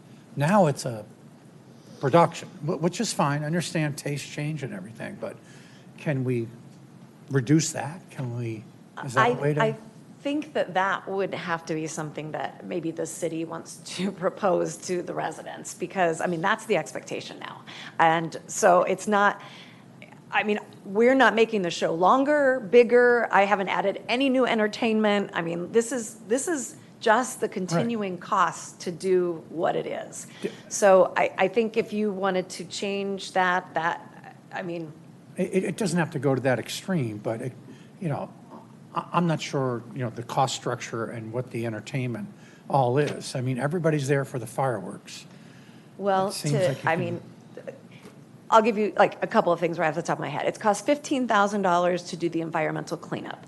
It's about $14,000 for the overwater permit. The sound system that goes up and down because it's choreographed to music that goes all the way up Manhattan Beach Boulevard. That's a separate provider. I mean, I had no idea what it all was either. It's not like we're doing anything like I'm going, oh, let's add something huge and new. I am really just sustaining what is there. And I know it's a lot more expensive than it used to be. I mean, every year it's getting more expensive and it's just, more sponsorship. So the bicycle fencing was a requirement of PD for public safety. And so I'm just asking if that $8,000 can be considered part of the public safety expense instead of a third-party expense to us. That's it. Okay. Ooh, that's not 439. Okay, Councilmember Shirley. Thank you. Thank you, Mayor. And Jill, thank you for clarifying that you only needed 8,000 and some change for the, where are you? for the iconic Manhattan Beach fireworks. I mean, this is beyond a legacy event. $8,200 for the amount of smiley faces it brings. I'm okay with that. Any other comments?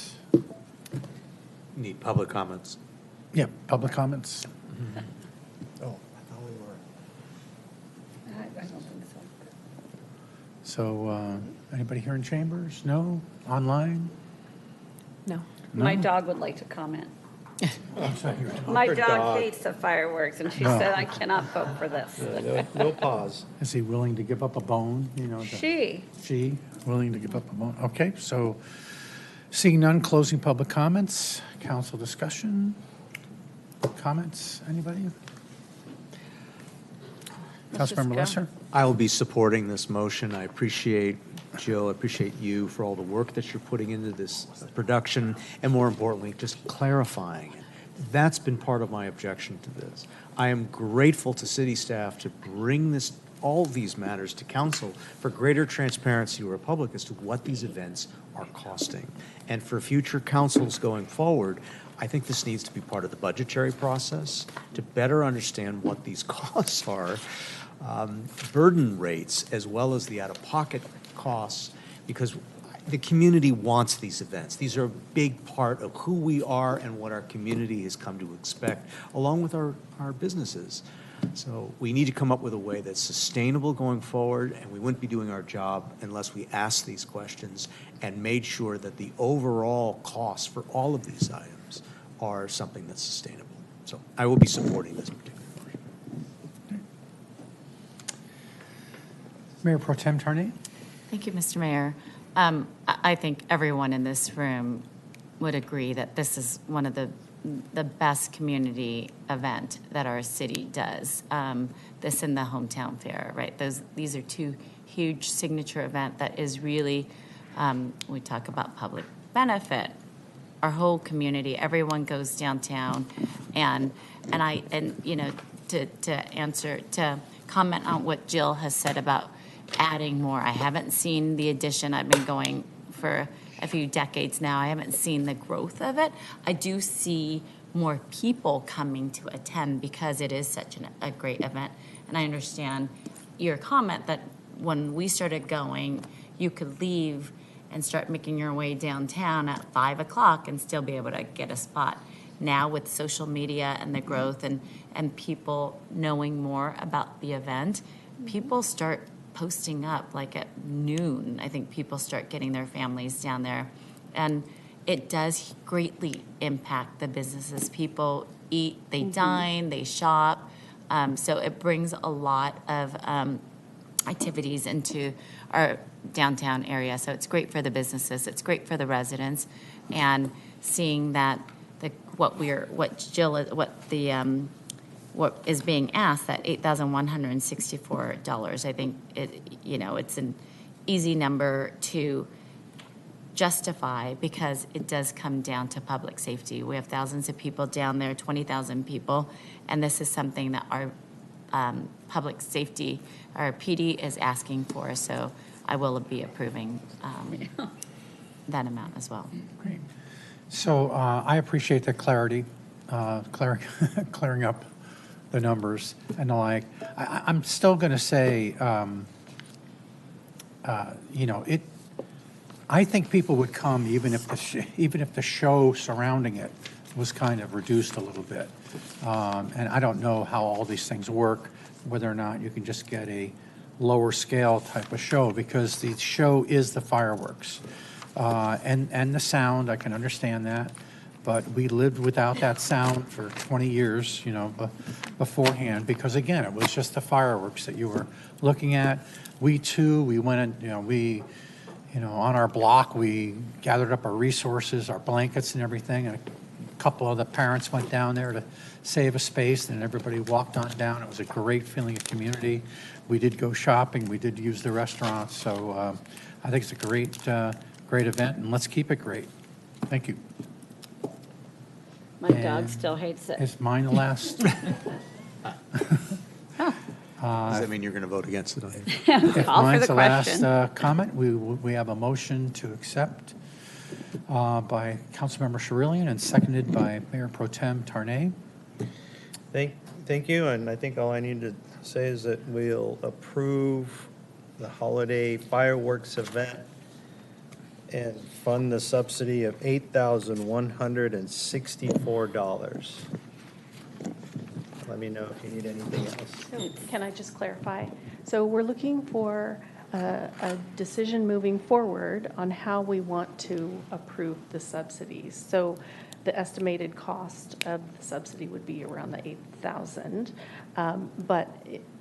Do we want to keep that $10,000 cap on only public safety expenses and still charge the other public safety expenses, which is the $8,000 something? Or do we want to cap the third-party expenses at $10,000 total, which includes the public safety and the porta potties and the fencing? Personally, making the motion, I would love to defer that conversation with item A that we approved the process and evaluating, and then bring that back to us, because there's just a lot of numbers moving around, and we had to get some clarification a few times, so I'd hate to make a decision. That's me. I don't know if my colleagues feel that way. I'd follow Is it that motion, option but she 2 has or a 3? she wants to ask something. Okay, so if you don't want to make the decision for it going forward, then for the 2026 event, would you like to cap the total expenses at $10,000, which would be what Jill was explaining? Or do you want to keep it at $10,000 and then we bill for the other third-party expenses? It's either we charge them $18,000 or So 18, we're saying 18 or 10? Yes. That's the question. Say, I'm at a loss for words. Yeah, so you're not looking just for you're looking for the cap. So you're looking for 18,000? Yes. 10 Sorry. Yeah. We're looking for a cap of A 10,000. cap of 10,000. a cap of 10,000. On So third-party So the public chamber would safety. pay 10,000 for third-party costs if you approve number 3.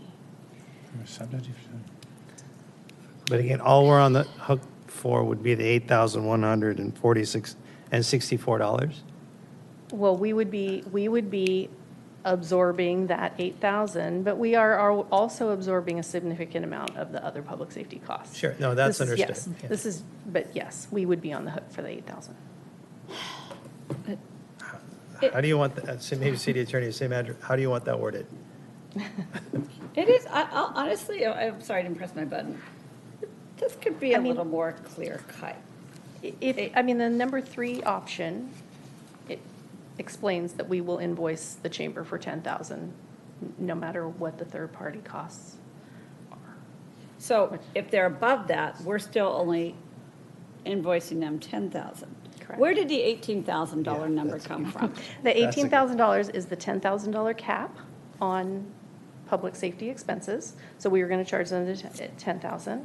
And then the $8,100 was a separate third-party cost for bicycle fencing and So and that's porta what they really potties. need. They need that's what they're asking for. Because she's trying to raise $180,000 in sponsorship that's already allocated.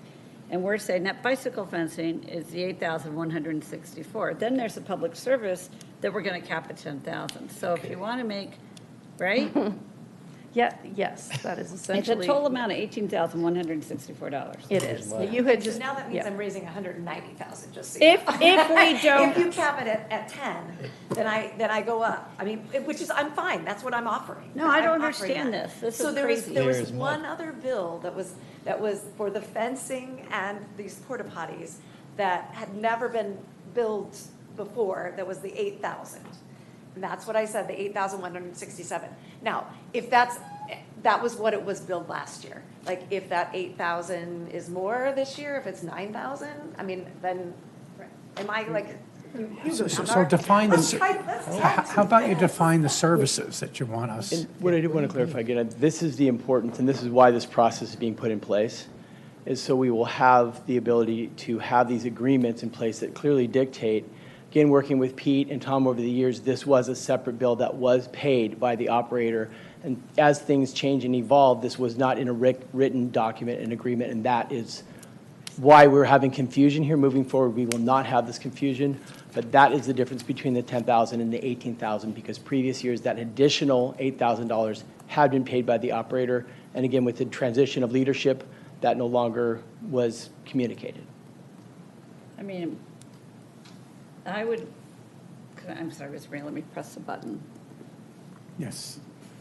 I'm not sure I understand it yet, but I am trying to make it so that the chamber doesn't have to raise $190,000. I mean, I am trying to say, and if the number for this, I hear what you're saying, you're trying to create a process going forward, but if the number for this year is 18,000, okay.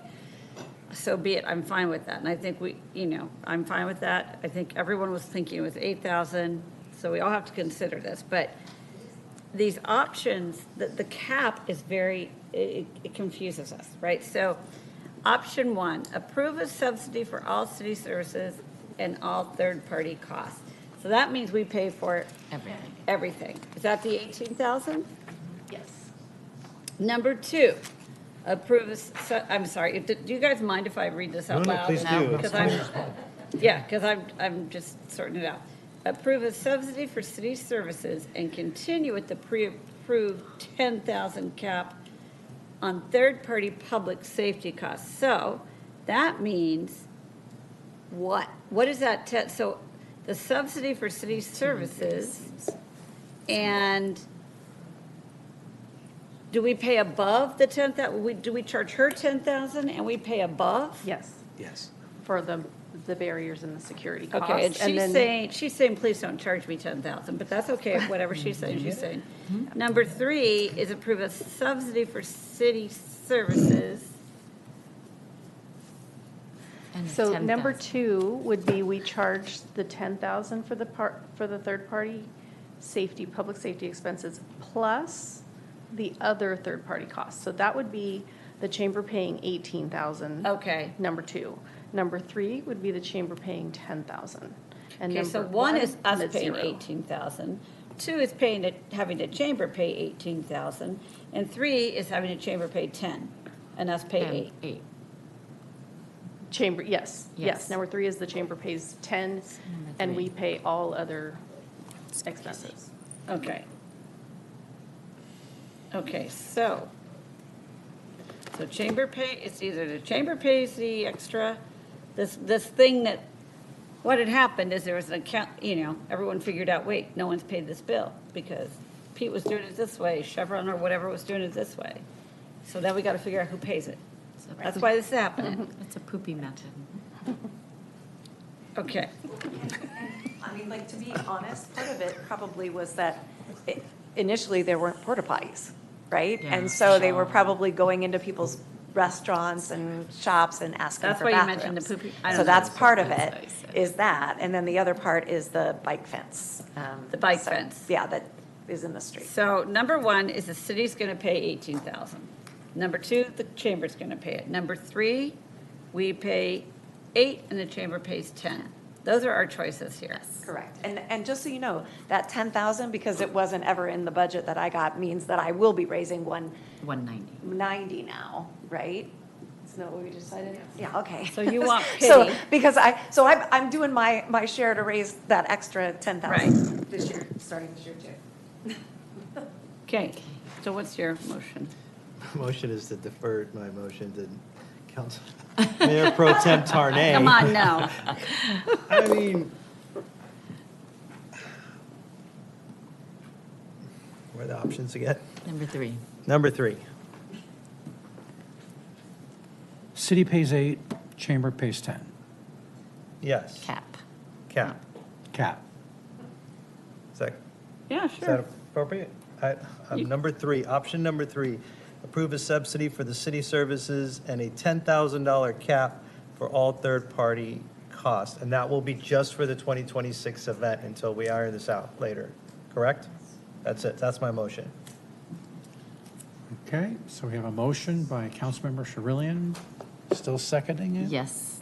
Okay. I'll second if you want me. Oh, no. Okay. I've been ready to second. Okay, and then seconded by Mayor Pro Tem Tarnay. Yes. We have the vote. Well, wait, happened. What happened here? Motion passes 5-0. Okay, Well, that was easy. and it would help to have everybody literally be on the same page. Thank you, Linda. Thank you. Happy belated birthday. Okay.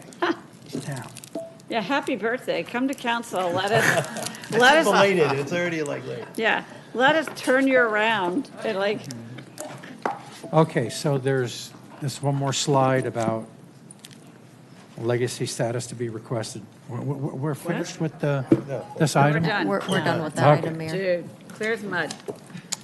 All right, well, then let's get into bringing this baby home. So L, City Council requests and reports, including AB 1234 reports. Any? No? Future agenda items. Yeah. Oh, I pressed my button to speak, but it Oh. died. It went away. Councilmember Thank you. Howorth. I would like to put on the business license tax, the thing that Kelly asked for, that we keep making progress and having staff. I know that, well, I'd like to ask the city manager, is that, what's going on with that? Is there anything that we need to do to bring it back and forward, or tell me? Thank you for the question, council member.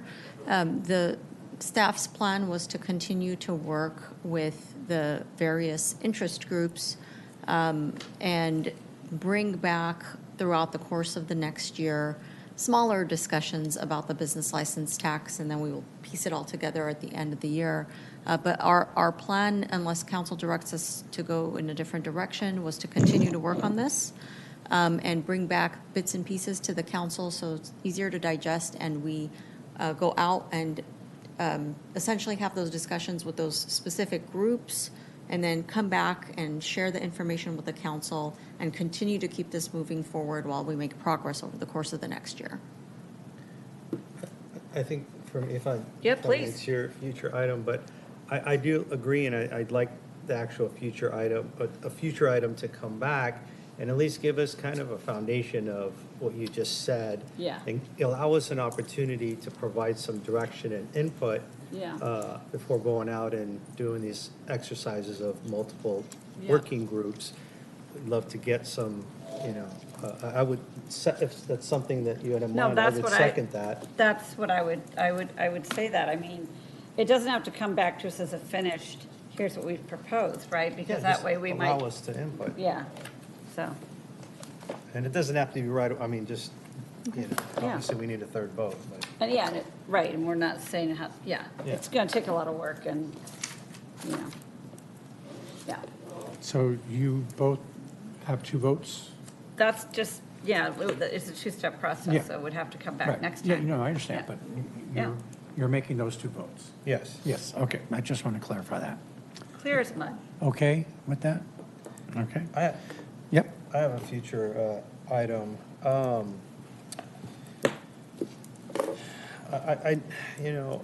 We had resident stuff on camera come up at public comment, seems like hours ago, but again, maybe city manager, help. I know we have a lot of existing information on our website.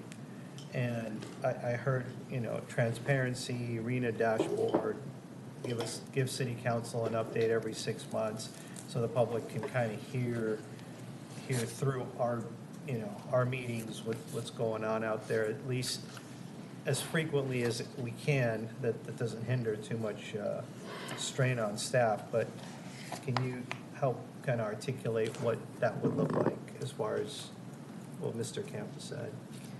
Yes, I think Mr. Campe mentioned that we come back annually and provide a report to the council with a very clear-cut chart of what our RENA obligations are and how much for each category we have met thus far for the whole cycle, right?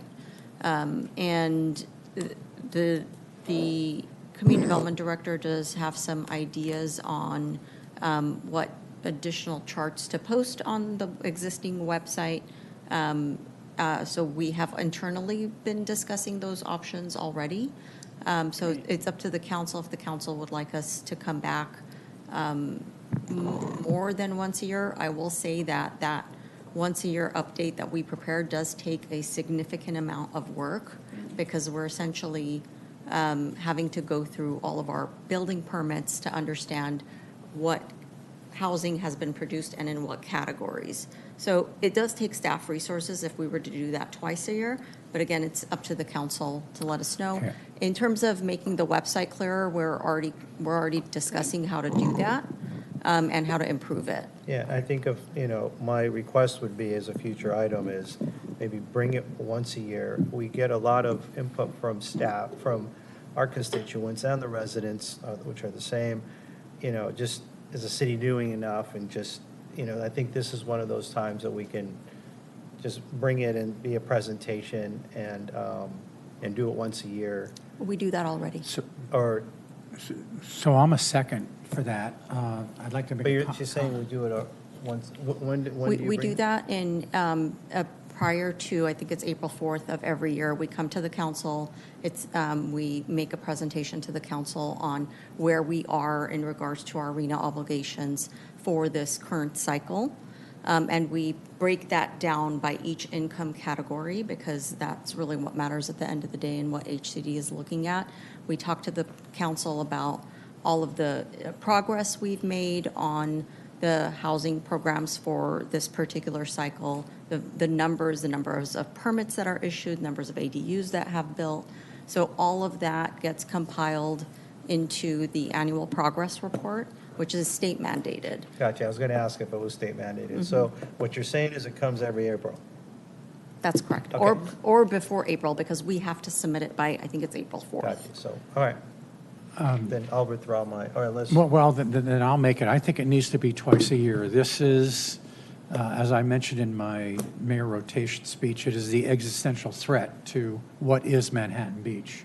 And I think it needs to be, we packed the Jocelyn Center about this. When was that? Back earlier this year, because people didn't know about it. And a lot of people are waking up and they're going to be woken up even more because they're going to see the construction start. And so it is going to be vital that we communicate with them on a more frequent basis than once per year.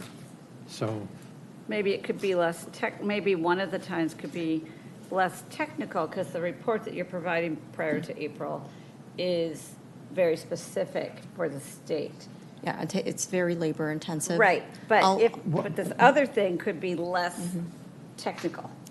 yeah, Right. well, For reference, I'll I mean, to tell the you that. point, it's the type of, buildings, because, if you're going to hit a 20% mark with a density bonus, It's going to take 3,500 units to reach 774. And that's over 10% of our city. May I ask a question on whether, That we're being, that's going to be in density. as we consider whether, there's a second to advance this, but would presenting it twice a year, would those numbers typically change? I know it's very labor intensive, so does it move the needle? Like, is it a huge change that you would see between if you report it in March and then you report it again 6 months later, It depends on how many projects are being built in that timeframe or how many building permits are being issued. Every year, it's a little bit different.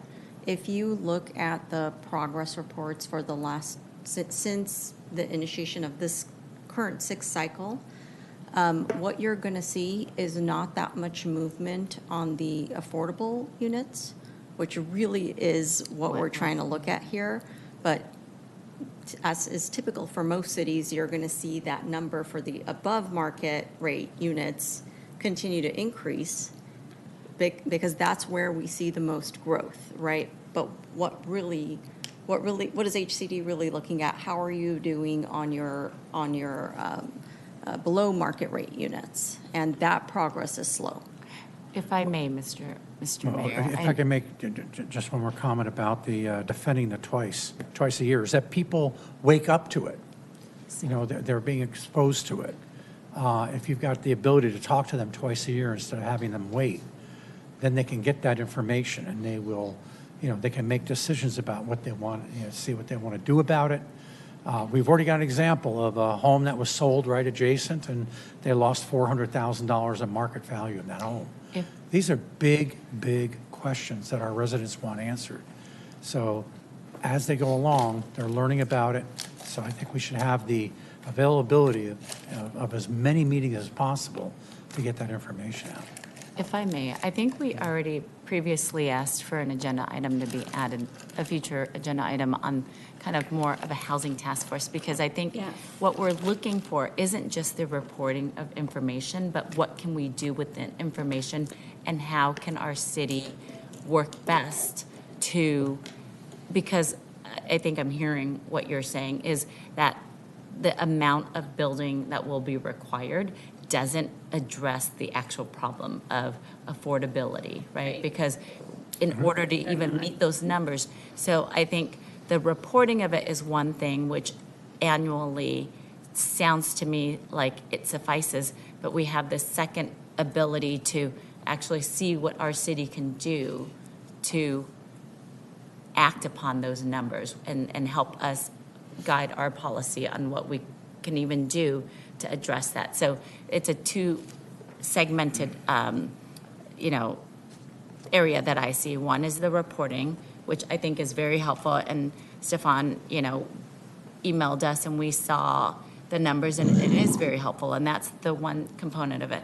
The other is the actually, what do we do about it, which is the task force, which I think we already have as a future agenda item. It's scheduled for October.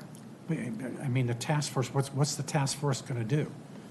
We're going to appeal to Sacramento? Well, we explore what options we can do, which is what That's is what Carmel reporting did. and whether or not we communicate the information, which is what you're asking, and getting the information out there. The task force, one of the functions may be, hey, how do we communicate this to let our residents know? So it a gives lot of them things that more we do. flexibility, and it's more nimble than just a city reporting requirement. So I would just implore you to consider that as a vehicle for doing what we need to do versus having staff dedicate a lot of time to report out numbers. We can get those numbers and then with the task force, actually work with our residents and work with our public officials to do something with those numbers. Councilmember Shirley, just make a comment. Thank you, Mayor. And, I brought up this item because it's on everybody's mind. It's the number one thing that is happening in the city and the town. It used to be streets, potholes, budget. Now it's affordable housing and everything else that goes along with it. I'm for, I know it's a complex process to get the annual report done, but Mayor, would you be okay with a less of a to do it twice a year, but less of a comprehensive report? Yeah, I mean, just so people can understand what's Right. happening. And I So, think the task force is important, but we have not yet even defined Yeah. it. We're already behind Yeah. because the public wants to know. Right. And they're looking for us, and if this is something small, not so much small because it's going to take staff resources, but if this is something we can do to be even further transparent and give them more information, 180 days instead of 360 days, maybe it's a lesser Yeah. approach versus a technical annual responsibility that we have. But, I mean, if you're okay with the less, I mean, Yeah, I think less technical is fine. that's our responsibility. So Is getting the word out. I don't know why this 9-story monstrosity is going to be going up next to your house. So you've got the second, I mean, you've got the, We've got a second, yeah. Yeah, we got a second. who's the second? One of you two. Oh, all right, yeah. Great. I think we want the same thing. I'm just trying to figure out how we best, move it forward, Yeah. so Yeah, for I think sure, we're, man. yep. Okay, and I got a city manager report. I'm sorry, No, we Mr. have Mayor. 17. Item number 17. I'm I sorry. think we need a third vote. Oh, Who's on there? Amen. Oh, that's right, I'm sorry. 17, consideration request by Councilmember Lesser and Councilmember Howorth to discuss potential code amendments to allow a farmer's market. Third. There's your third? there. Okay, so noted. City manager report. Thank you. Thank you, Mayor. I'd like to remind the council and the public that we are going dark on September 1st, so there will be no council meeting until September 15th. Oh. Okay. Great. So bring flashlights? Thank you. Make those. Dad joke, yeah. Item laser O, tag council. city attorney report. Mr. Mayor, nothing to report this evening. Okay, thank you. B, okay, and then, I don't know, it says here, closed session for Q. Aren't we out of it, or? Only if needed. Nope, that was not needed, and so there's Okay. no action needed All on right, that. so our adjournment we will be adjourned until September 15th at 4 PM.